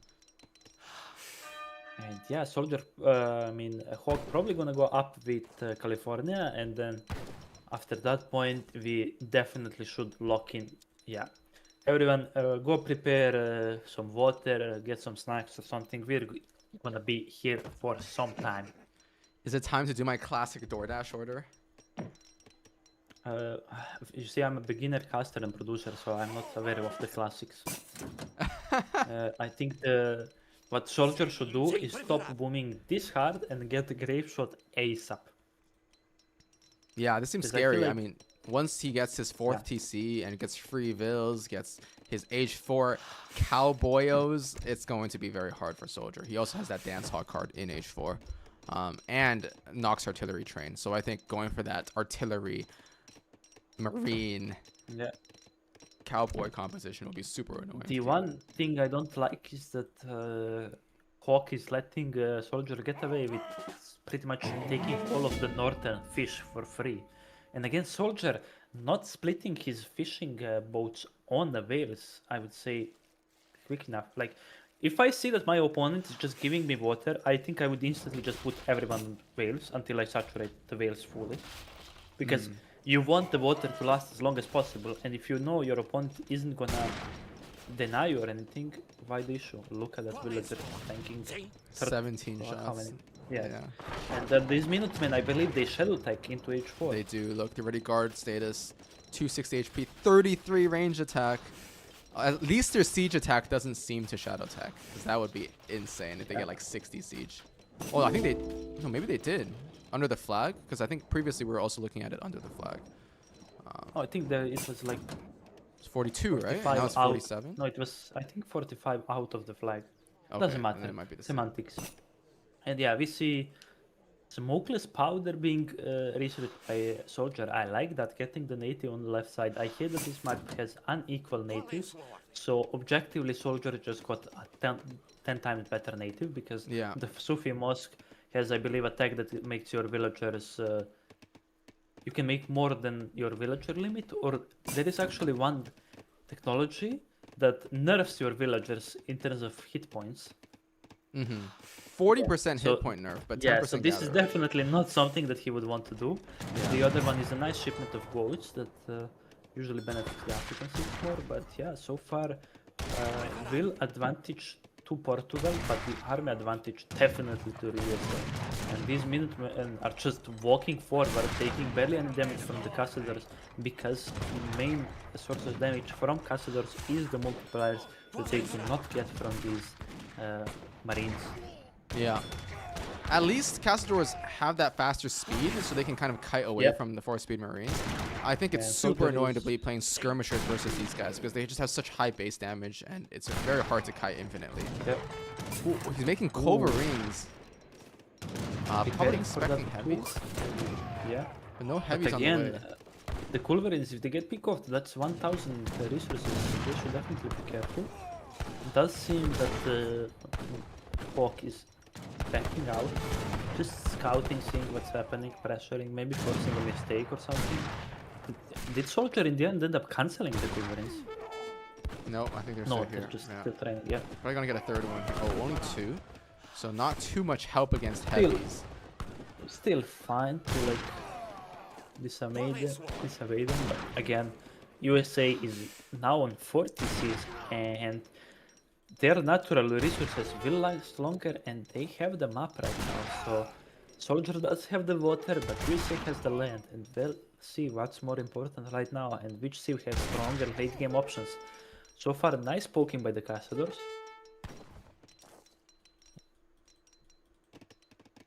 Factories coming in. factories This will going down. help equalize the eco for sure. Soldier though, good call here, going H4 himself. But you can't be getting caught here with all your goons as you're going up to H4. These Cowboys you can't quote them. completely outclass the goons right now, even with goon combat. Yeah. And just look at this, Yeah. 338 HP, 30 attack. So actually a bit less attack, but so much more HP than a veteran dragoon. I think this is namely one thing to note is that a Soldier has smokeless powder, which I believe is 10 or 10%, 15? I yeah, think on 10%, everything. yeah, on everything gunpowder related. So Hawk would definitely really like that, but just so hard to get on this side of the map. And yeah, I don't know why we have asymmetrical maps that can Yeah, just even send the artillery game get quite plus a bit. 5%. That's pretty nice. Yeah, and on the organs, I feel like it matters most because you get so many of them and they don't have like overkill as much because they spread out their damage so well. And yeah, look at the massive Minutemen just dwindling down.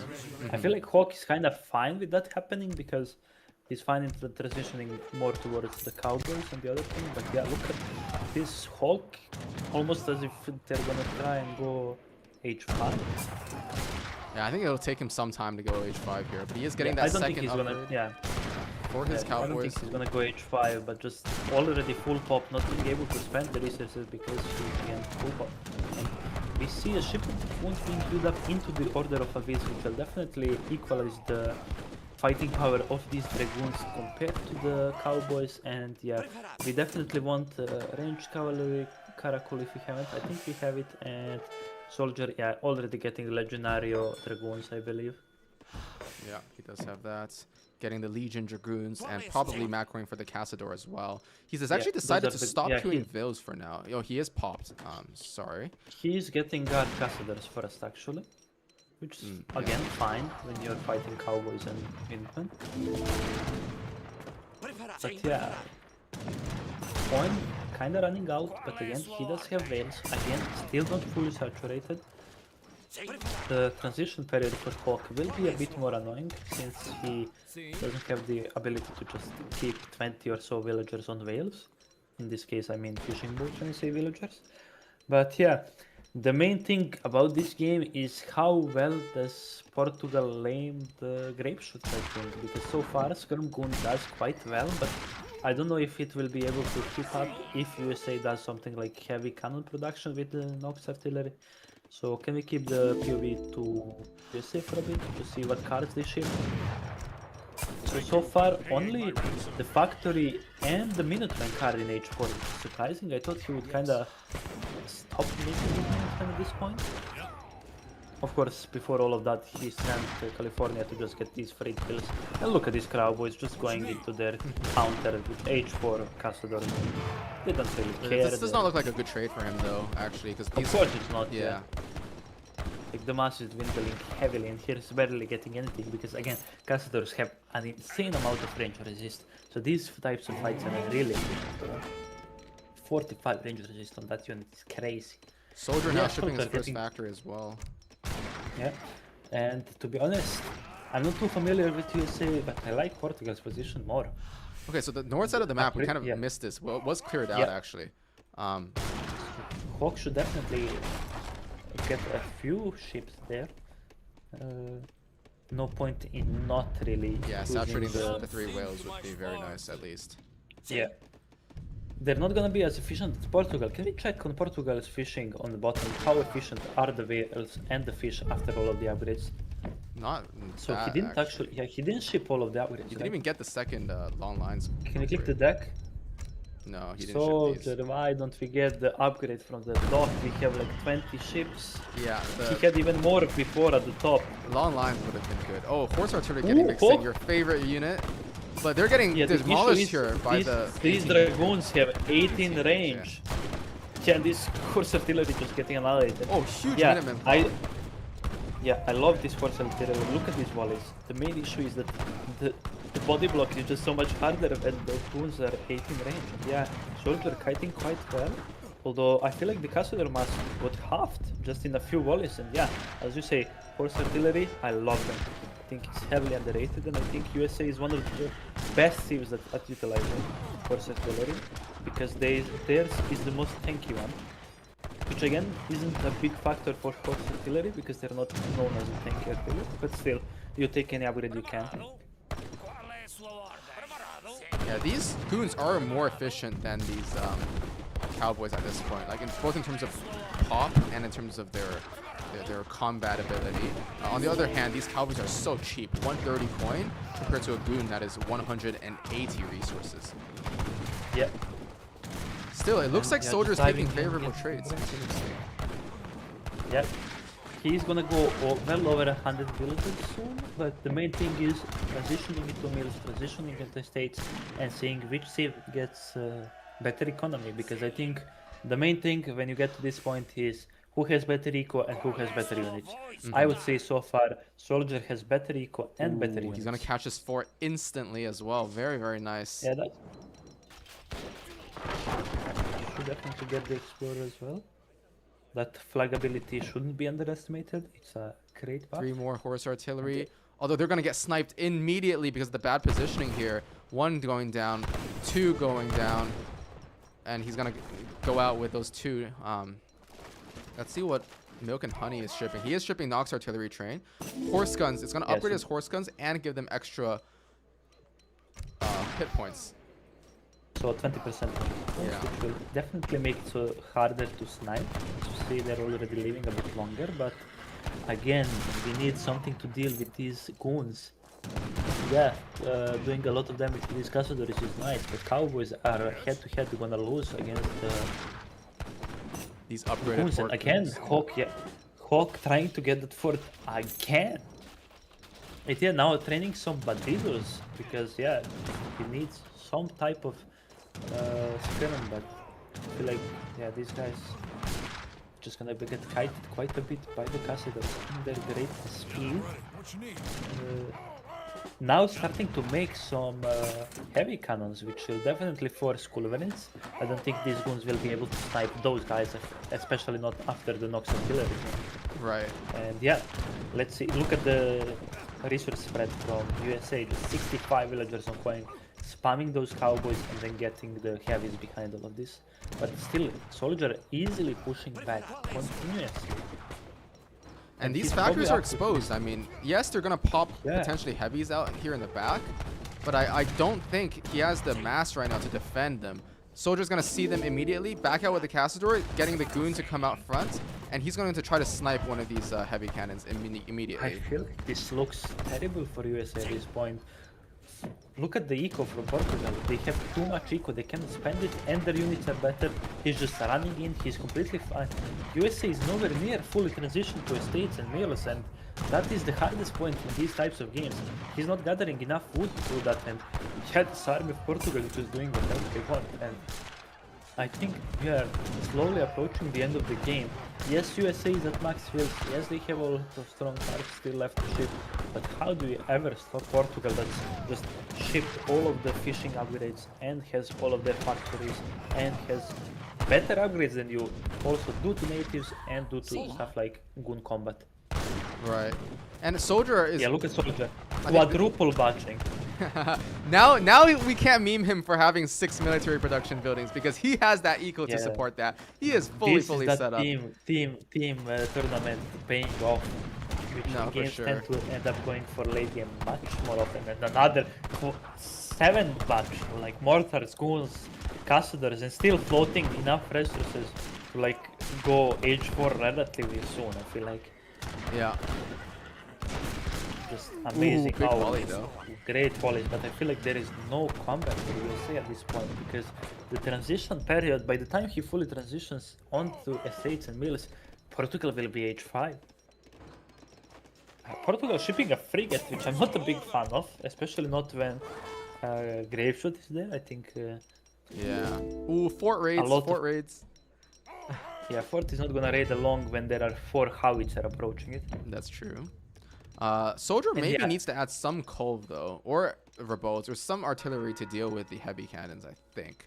Just like the longer it goes, I think the less efficient goons are, as you said, at sniping artillery. Yeah, especially when they start batching, but I think he should just stop making Cazadors.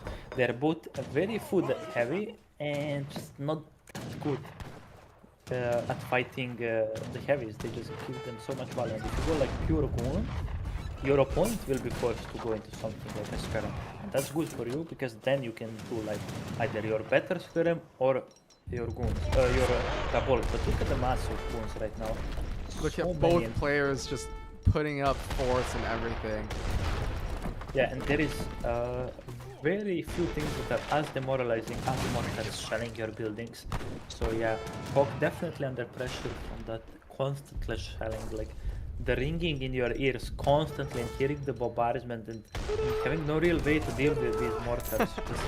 Definitely gonna entice Hawk to surrender this game. I feel like the score does kind of tell Hawk that he's close, but I think it's inflated right now a lot by the buildings that USA has. Yeah, yeah. These forts do inflate Elo, not Elo, but Elo score quite a bit. But yeah, both the forts are dealt by now, I feel like. And yeah, look at these goons. They just dive in, take the heavies, and nothing to really kill them. Yeah, more heavies coming These- out, but no, this factory's going down. One factory. And yeah, I think this is the end of the game. This is the end, I think. The second factory getting shelled as well. Look at this. Just 2 volleys needed to kill a factory, I think. 4.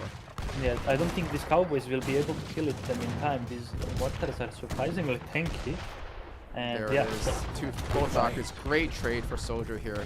And now he's just happy sitting back. His own factories are super safe on the south side here. Actually, not that safe, but they are behind like a line of outposts. So I don't think USA is going to be able to USA push back. just can't afford anything to siege them. No mortars, no petard play. And yeah, these cowboys are just outclassed. No wonder Portugal has forever been known as one of the strongest goon seeds in the game. Look at the stats of these units. Super efficient. Insanely efficient. Even against something like Scrimshaw in USA, 18 range wound that just instantly closes the distance. He has 44 range and so much Goon HP raids in the combined back with- as well. Look at this guy. He's gaming. Yeah. So last week we saw Soldier lose some pretty sad late game games against Kevin, right? But here he's showing, you know, the team tournaments are paying off. Bashing Baron in this matchup on the ladder is paying off. I guess it was Port versus Auto. I was Auto, but he is gooning. He is skirming, and he's gonna be up in the series 3-1. Yeah, JPC pointing out that this proves USA isn't broken, and this also proves that USA players shouldn't be considered when talking about balance.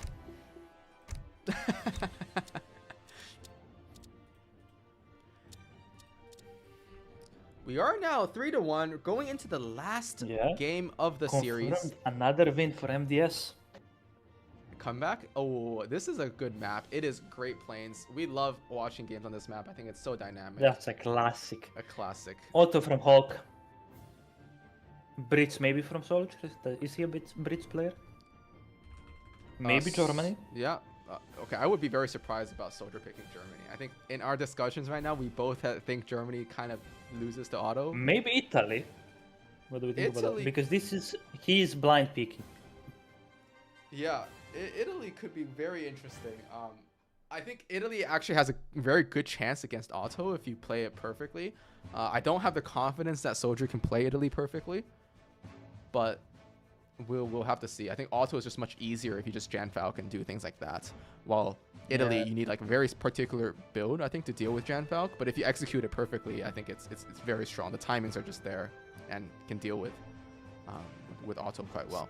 Spain, I guess, maybe. Yeah, Jolafet says so. Because, again, on this map, you really want to contest the middle map XP treasures that tend to spawn. And yeah, Otto is one of the series that can easily get it, so you definitely need a strong sieve, maybe something like Aztec or the Warchief. But again, each soldier, does he really play those sieves? Not really. So yeah, nothing much to predict except to wait. And yeah, maybe Hawk does something other than USA, other than Otto, but I would be surprised simply because it is one of the sieves he plays and it is one of the best sieves in the game. Top 1 for sure, at least. Yeah. All right, I'll be right back. Gonna use the restroom, get some water, but Auntie can yap Yeah. along and keep the chat. Yeah, entertained. I'll see what chat is. Yeah, what is chat chatting about? Yeah, Soldier OP exactly. Definitely one of the better scorers for MDS so far. I don't think they played all of their games, but yeah, coming in as their 4th seed. I'm not too sure how much that coin he was worth. He's definitely paying off, I would say. And yeah, we'll see how well it ends up going in this last game of the series for today. And again, as we pointed out before, we have a ton of games coming in tomorrow, and y'all should tune in for those. Can MDS come in second and qualify? I think there is about 0.1% chance of that happening. So yeah, mathematically I think it's still possible, but I don't think it's realistically gonna happen. I think stuff that has to happen for that. What? I'm sorry, Sebix, but I have a girlfriend and I love her very much, and yeah, I cannot respond to that message because she might be watching.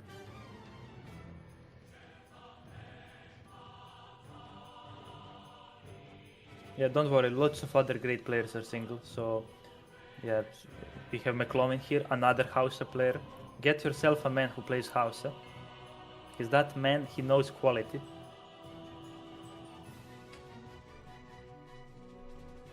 And yeah, no African Civs this series, so definitely not one of my favorite series. My enjoyment of series definitely scales with the amount of Hausa present, but yeah. Yo, my co-caster is finally back. Yeah. Took a nice pee.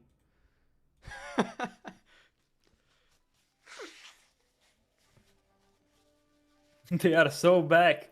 Buy the MDS stock while it's still low. Yeah, buy low, sell high. Exactly. Or buy low, sell at 0. I don't know. In some news, they call MDS a new meme coin. Or what was it? A shit coin? But yeah, this is definitely looking like a rug pull so far. The rug pull, Soldier's rug Yeah. pull, you guys. SoldieR definitely We're so back. We're so back. We're so Yeah. back. Trying to inflate MDS stocks and then week 3. Yeah, guys, I think I can't play. I have a business trip or something. Oh, my left hand is broken again. Wait, we have echo? What kind of Who's echo do echoing? we have? Really? Wait, say something, Auntie? Something. What is this on my end or your end? He's trolling. Okay. Okay, mods execute test right now. Yeah, I'm executing him right now. He's getting timed out. Yeah, good job. He needs to understand that there is freedom of speech, but no freedom after the speech. Are the Civ picks in? Oh yes, I was low APM. We have a Brits from SoldieR and I believe it was Bato. Let me double check. Okay, Hawk hasn't said his Civ pick yet. So yeah, it is his turn to counter pick. I wonder what he's considering other than Otto. Sweden is a Civ he plays, but I would not be wanting to pick Sweden into Brits. It's a miserable matchup, wide longbows outrange ladders, and yeah. I think Poland probably hard counters Brits. The wing husk. Are you crazy? You just heavy cav Civ going into pure musketeers. nah, bro. These charged abilities though. You just go in. The musks can't do anything against you, and they have insane skirms in the back. They have the uber skirms that Germany wishes they had. I see. I mean, I'm a noob, but adapting to the new patch. That's Yeah. gonna definitely release really soon. I'm hoping. Could be. You never know. Yeah. Unless you know. I wish. But there is actually right there. There is a member of the ESOC modding mod community. He's waiting if I reveal anything or I insult one of the CEOs Baron mentioned. I get instantly shot on sight. Yeah, I put 2 agents basically outside Auntie's window. There's a sniper on his 2 o'clock and on his 7 o'clock.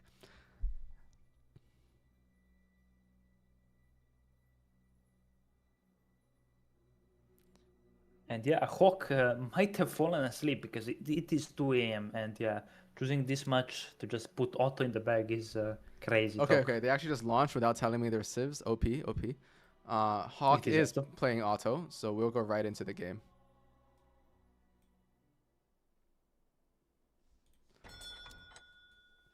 So a second person has mentioned Echo.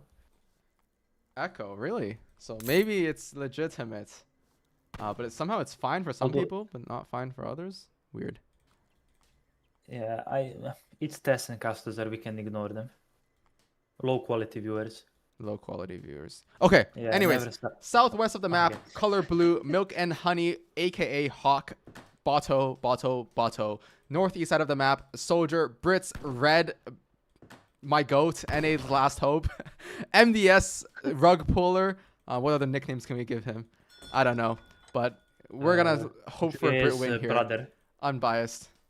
Oh yeah, GUA brother, 7 Falcon Joyer himself recently, and Yep. the number 1 anti-Bato enjoyer of today, I guess. Because, oh no, Yeah. he picked it on Alaska. Dang it. He did win with it. Thankfully, we weren't submitted to any Italy gameplay this series, so it's already great so far. And yeah, let's see what we have. Can we check the... so one of the treasures is good, the other one we are not gonna comment on. And it's not even the big 320 XP one, it's Yeah, the it's a 210. So definitely good for whoever decides not to contest it. I don't know if both series decide to contest it, who actually gets it. I believe Brits tend to get it because of the outpost, right? Yeah, I think Brits will get it unless auto double rack Jan rushes, but... Or like does that like 10 Jan semi. It's possible for them to have an early enough timing to get it. But I think that's like super risky against Brit as well, because with an optimal like kind of Musk timing from Brit, you're just in trouble if you're that slow with auto.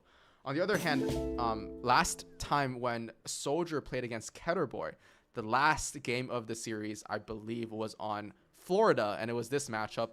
Ketterboy was playing auto, and he did this 10 Jan semi against Soldier and had insane value, killing like 4 villagers, like causing so much idle time. And Soldier just was not prepared for that because he went super greedy, as you tend to do in this matchup as Brit. Yeah, definitely one of the options. And this map is insanely big and has a lot of hunts that kind of often bait Brit players into overextending with those manners and forward wheels, thinking that they can get away with it, and then just having leftover villagers everywhere for those free pickings for the opponents. Okay, Soldier, because he got that 80 food, I had missed that. He got 80 food, so he was up at an incredible time, 2:29 versus Hawk's like 2:25. So he's only like 5 seconds behind, which is really insane for the Brits. Can we check some of the decks? Standard. Although he Heads does up have a fourth. That is unique, but again, fine. Nothing too special. And also pretty standard here from Hawk. Although he does have Yes. 700 food, maybe to bait that kind of H2 play. Quite possible. So Tony is saying, why does everyone call Great Plains big? The reason is because there is nothing obstructing the map, right? So on some maps you have cliffs, you have some weird things, you have water, then that like, cuts down on the usable land space. While Great Plains is just completely flat, like you can have fighting anywhere. There is also stuff everywhere. Like even in the corners, you will have coin mines. Yeah. You will have hunts. Like you can literally watch games, and they will have different fights on every corner of this map. Whereas you have stuff like, I don't know, I will just not start naming, but maps kind of tend to have fights that if both players are equal, they will meet in the same spot. But on this map, some players might choose to go to the bottom for the mines, and one goes for the top. And a lot of variation can come even from a similar matchup, simply because there is hunts and mines quite literally everywhere. Also, I like that he just knows that it's 68.8 kilometers squared. Just, yeah. Yeah, I think he's using the Free Food Party map tool. I think it says something about this.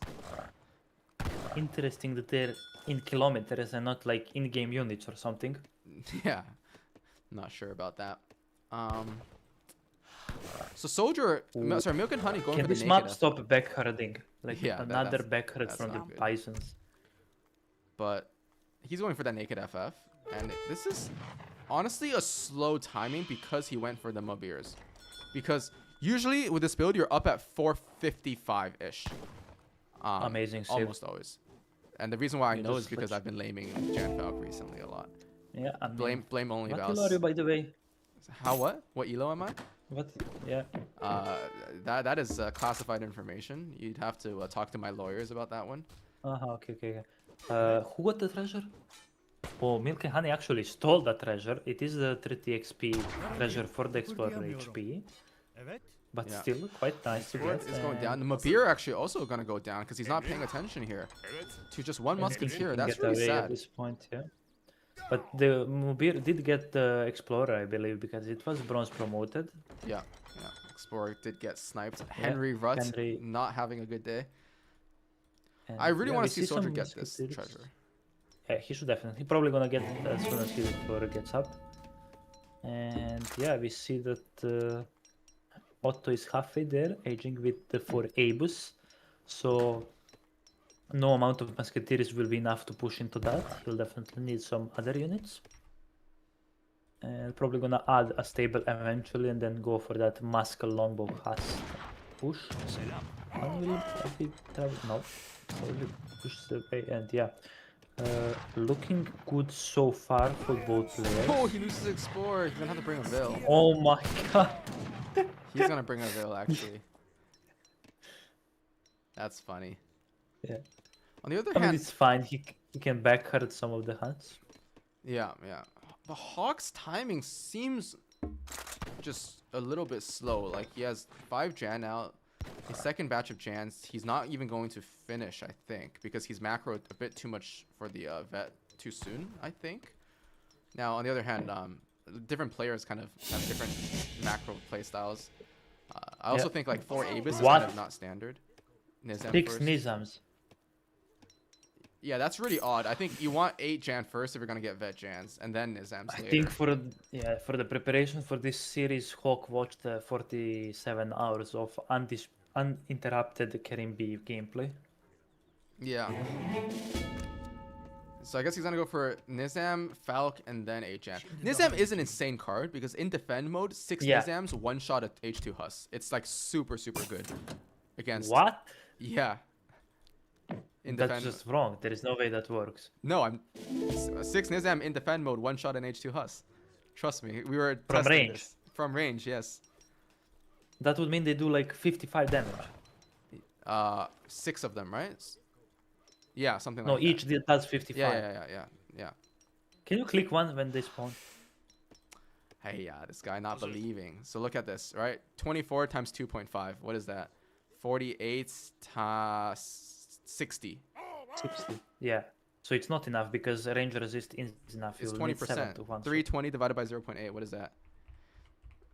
That is No, you just increase. You look at the Husk having 380 divided by- 86, oh, it's 84 HP. 400. Wait, 6 times 24 times 2. It's 2 AM for me. Why am I doing 360. math? I Oh, just no, know you that actually I'm need- correct and okay, you're okay. just low elo. You're just low elo. It's fine. Oh, it might be after Gen Combat. No, it's after Gen Combat. Yeah. I mean, yeah, after yeah, Gen yeah. Combat, everything vanishes. No. Because this is 3. Okay, that's 360 damage, and I Yeah, think the Huss I has get. It's 400. fine. Anyways, whatever. Yeah, I think we should be commenting. I feel like our players shouldn't be satisfied with the casting we've been producing for them so far, but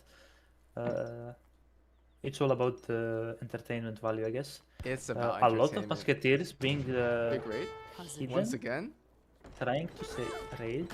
Click on the reaction, but probably gonna lose one wave. Just one. Yeah, the other one gets saved. The Giants are probably gonna protect, and can we see what the Falcons are targeting in the base? Yeah, going for the tracks. Is there any Husk in base to be able to collapse on this? Nothing so far. Can we see what Brits has in queue? Longbow Yeah, should gonna be- finish this Huss battle. Honest- hopefully. No, because he's both popped and out of res. Yeah. This well, will be hard, but there is a big mass of and the musketeers. Minutemen as Although well. this, yeah, the missiles will do quite nice work here if they're in the Vilpul, anti-musketeer role. He's gonna try to get out of there, but good surround from the Musk here. Huss going to maybe get onto the. Good pull trick, needs to drag box, nice, and just run. Oh, the Hussars that are raiding came back, and I feel like Brits definitely have enough to kill the Falcons.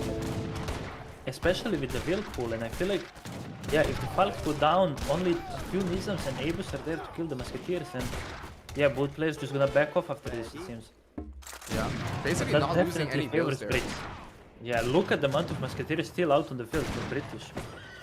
And Needs to behind focus this, the they're just Nizams. gathering. Yeah, They do so much damage. definitely these Nizams are doing still in the form. Yeah, now they're in the correct form, but not using their 18 range form to maybe kite these Musketeers. Some questionable micro going on right now, but yeah, this looks quite good for Brits. The biggest hurdle of fighting the two Falks has passed, and he's up in unit mass and definitely up in eco. And behind this, just making more Hussars, shipping more military. Otto now just on pure Gen pretty much. I think only 3 Nizams or 4 left alive, and we're probably gonna see a transition into Gen Abus, but it'll be hard because yeah, we went pretty tempo heavy without any one cave wood or anything like that behind this, and yeah, Otto struggling for hunts, it seems, because they're forced to all the yeah, way up. this is the last hunt, and then they are forced to herd in the middle one. So this one again on this map, it's important to point out again, as always, Xi'an, one of the most important natives, because every civ can use them. A very cheap tech that just gives you 6,000 food in base that doesn't even hurt, so you cannot possibly back herd it. They Yeah. just sit there and die. 6 longbows, realizing that they don't do anything to this Genmas, but yeah, Genmas can't really push into this base, and yeah, Brits is just safely gathering everywhere. Otto doesn't have the unit numbers to be able to split and raid, and Haas gonna do some. Ooh, Yeah, yeah, some so many raiding. exposed vills once again. Hawk, slow reaction from Floating Hawk the- here. Gonna lose 2 vills minimum, I think. Brits floating a lot of food though. He might try and do some market trading to 3 age up, vills, or just 4 a vills. lot of batches.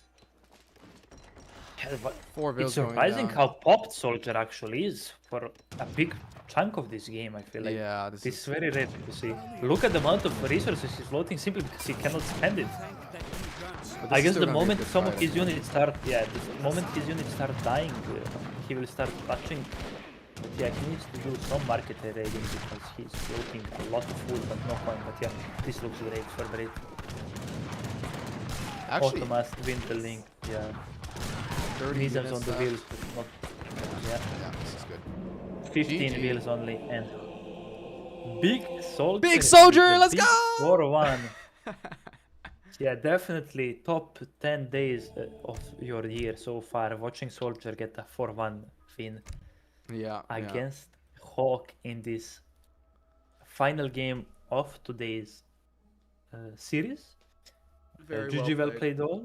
Very, very well I played. feel like scoreline line doesn't represent that the series was, I would say, closer, because when you see 4-1 you kind of think, oh, it's a stomp or something, but I feel like Hawk definitely played well in some of the games that he lost.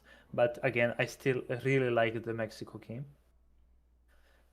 It was also one thing to mention is that Hawk is the reserve or the 6th player for the team.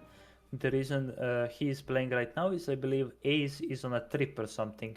So definitely an underdog in this matchup, still showing up and delivering a great series, and especially again that game 1 was absolute cinema.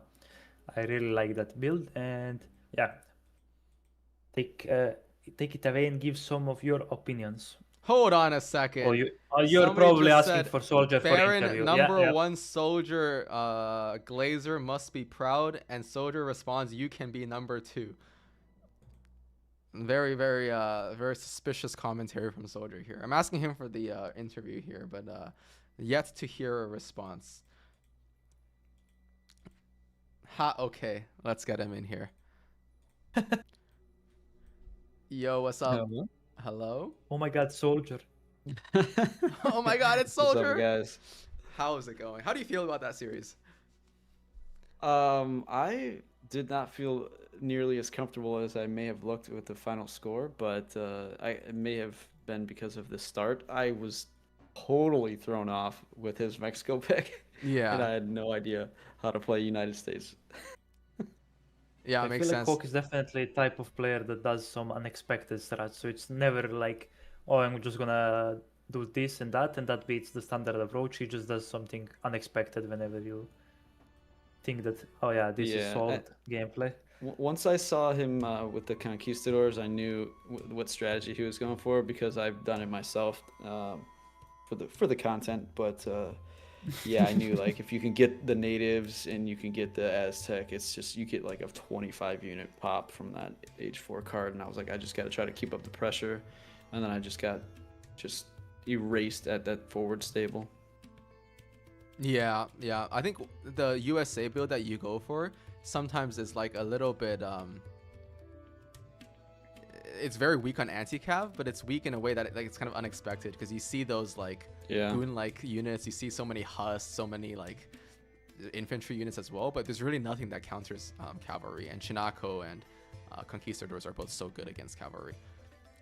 How about game 2? So auto on that no TP map pick was a little bit surprising, I think, for all of us, although we did see Izat do the same thing earlier, but still, like, auto water, very well played. That's just, I guess, my days on the late night NA ladder where you end up facing a few guys that play auto water, and just realizing how quickly it can get out of control. But it was interesting that I was going against Aztec because I had to try to balance that potential aggression. So I was not super comfortable with that one either, but turns out Spahi and A-Boost are pretty strong. What's the opinion on the 2-farm age up from Aztec that game? Yeah, I mentioned multiple times in my live recording that had to be. Oh, so yeah, no, this guy's casting on the side. He playing the series is the secondary job for him today. Okay, the main job is getting the 2-hour 40-minute video out on his YouTube by tomorrow morning. Exactly. So yeah, this guy just age up with 2 farms. Let's send Spahi and right click him. Welcome everybody to map number 1. Yeah, I was like, okay, he's either like super. He's gonna need to take trades here, and he's taking really gold and food up like boost from that, but I was like, yeah, that had to be a misclick. Yeah. I think he just tried to click the noble huts and misclick. accidentally clicked the farms. Yeah. So game 3, I thought this was one of your cleanest games. You know, getting that nice raid with the Hussars early in the game, the CDB pull with Pioneers, just super nice timing. Yeah, that raid felt really good, but then I started seeing the 3 TP stagecoach, and I just kind of wanted to not wait too long. But his mass was like pretty surprisingly large, and so I was pretty nervous about that push too.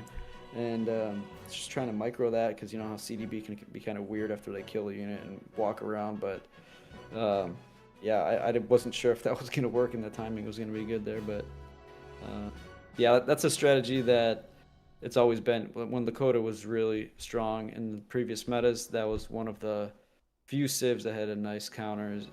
French going with the Vil pull. Right. And only losing like one of your own Vils in that last fight was kind of crazy because they're just so tanky. We were looking at the post-game stats, and I think you only lost one. Insane. Yeah, 1 CDB in the whole fight. It was insane. Yeah, and all 8 crossbows survived too, which I was like shocked to see. Yeah, like Lakota, when they go for double warhead and no stable, they just lack the firepower to kill the CDB. No number of Seton will ever kill them. Yeah. How about game number 4? That one was probably the most dynamic, like lots of back and forth. Super long game as well, Port versus USA. Yeah. I that one again was like not super comfortable because I had no idea what he was gonna go for. I thought it was gonna be like maybe a what are they called? The regular, like a regular and artillery, like basically Musk Huss, Musk Falk push, but then I saw the TC and I saw all the Minutemen. I'm like, okay, he's going Marines, and played against them on ladder a few times. That's a positive thing about the NA evenings is you face a lot of lamers. You face a couple of lamers and you see all the Marine builds and you kind of know, oh, they are literally invincible, but you just gotta kite like crazy to try to get any type of value. And yeah, I think if I ever just stopped attacking and hitting and running, then I think I would have just died. But yeah, I think I got a lot of value out of Castador, and then closing that game out was ridiculous. So how did this game feel compared to the 4 port games we played on the ladder over the past couple of days? Port. I've been enjoying Port a lot, and I've been playing a lot of team games with the team tournament going on. So Yeah. I've been doing like on water maps. My mains were Ottoman and Port, so that's kind of been, and that's kind of why I did that here. I've Makes just been sense. getting more comfortable with it, and I like, at the end of the day, I love skirm goon composition and microing, and so that works pretty well. Are you But one of the they're- players that likes to transition into grape shot eventually with Portugal? Like pure just organized That's not spam? allowed, right? I think I had it in deck, and I was like, No, it's not banned shouldn't have done this. technically in this game. No, it's Oh, not okay. allowed. Usually in team tournaments, it's banned. So he Mm, might yeah, have okay. confused the two. yeah. Well, that's another thing I mentioned in my videos. I probably shouldn't send this because it may or may not be banned. May or I may don't not. even know why I have it in my deck. I see. How about the last It's a game, good card. Brit versus Otto? Yeah, I mean, I knew 100% certainty he was going to play Otto, and I was talking with Mini, trying to figure out what the best counter for Ottoman is, something the entire game community has been trying to figure out for the last 4 years. And I was going between Lakota and Brit, and just decided on Brit because he was basically saying I was agreeing that he was like going for the comfort pick, and that would be my comfort pick. I haven't played Lakota much in a while, Yeah, makes and sense. I didn't want to get right clicked by Jans. But yeah, I wasn't super confident because I feel good about like a similar matchup. If they're Spain, I feel like I can micro and spread units and just take out the Falcons. But Ottoman's a whole different story. So I was in between aging and staying in H2, and so I was just trying to run them around a little bit and get some bill kills, and that ended up working out. Yeah, I remember a while back we were also playing like Otto versus Brit or Spain versus Brit on this map, and he just kept running me around, so I kind of knew what was gonna start happening. That was Spain. That was That the was Spain, Spain yeah. one, and it's weird because it seems like it should be kind of similar, but you just get so many more Jans, and they just stay alive sooner. So, Yeah, or yeah, not sooner, they stay alive longer. makes sense. but- Yeah, very happy to get the 4-1. A little bit frustrated that I played a Civ that I don't usually play, and wasted a game there. But maybe this is the start of the comeback. It could be the start of the comeback. Your second serious win for MDS. Mini won earlier today. Is now that we have total? a 4-1. Yeah, you guys lost every series last week. Jesus. Wow. But it's fine. It's fine. We're fine. back. We're so back. Yeah, I mean, Yeah, the there will tournament, be an extra it's- week of just captain v captain, and then Lion will make up for his mismanagement of the team. Yeah, well, it's a pretty stacked tournament, league, whatever you want to call it. Yep. I mean, you look at myself as kind of like a top 20, 16. Like I usually get into the round of 16 and then get smoked in tournaments. So I would typically line up as like a 4 or 5 player, Mhm. and even those spots are not easy in this tournament. So Yeah. yeah. Well, GG's. Hope to But- see you guys even stronger next week. We still have 2 more games that MDS will play in this week. Psionic versus... Sorry, just one more. Just Psionic versus Frontline, which has been delayed a little bit. Tomorrow we'll see basically all of the games between the Hudson Bay Bigs and CMC, with the highlight series being Julian K versus Hazda, and also Only Bells Crazy. versus Keter Boy. We're gonna have some really, really great series tomorrow. Yeah. It's gonna be it's a big heavyweight showdown tomorrow. Yeah, you Well, want to cast thanks that, for by the way? cast, guys. Plug. No dodging. I have you on stream. He will 100 for his- people. for 100 his- people sitting here For listening. So for his I- YouTube, for himself. I played a team tournament today. Uh-huh. It was best of 7, and we went all 7 games, and we beat Keter Boy's team. Just want to throw that out there. Oreos is our leader, our flawless leader. I saw him in But chat. yeah, so 7 games plus 12 tournament games today. I don't know if I have the time. Yeah, free that's more time. than I don't know Baro's whole career.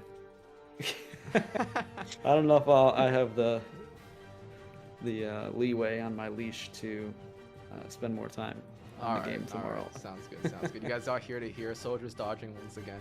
No, I'm just kidding. No. It's like an entire. Yeah, it gets tough as you get older. You'll see. No, You no, guys I'm will just see. joking. Anyways, we get it. Soldier. Thank you, Will, for the play. Thank you for the interview, and good luck next week. And I think that'll be it for Thanks, us. guys. Antti, you want to say anything? Thank you everyone for watching. I definitely was lower energy than usual. It is 2 a.m. for me, but I hope I didn't show too much of it in the casting. Hope people had fun. I definitely did. I love watching both of these players, and congrats to both of them. Congrats to people who made it to 2 a.m. with me, the Europeans I mean specifically. And yeah, I'm excited to watch the games tomorrow. I don't know if I'm casting any of them. I think I am. And yeah. All right. GG's, everybody. Go MDS. Go MDS. Stonks. MDS. Buy stonks. low. Buy low. Yes. We'll see you guys tomorrow. Bye-bye. See ya. Trades here, and he's taking really good trades. The Kanye are now pushing in, and is this the time? Ungers needs to get on the attack dance.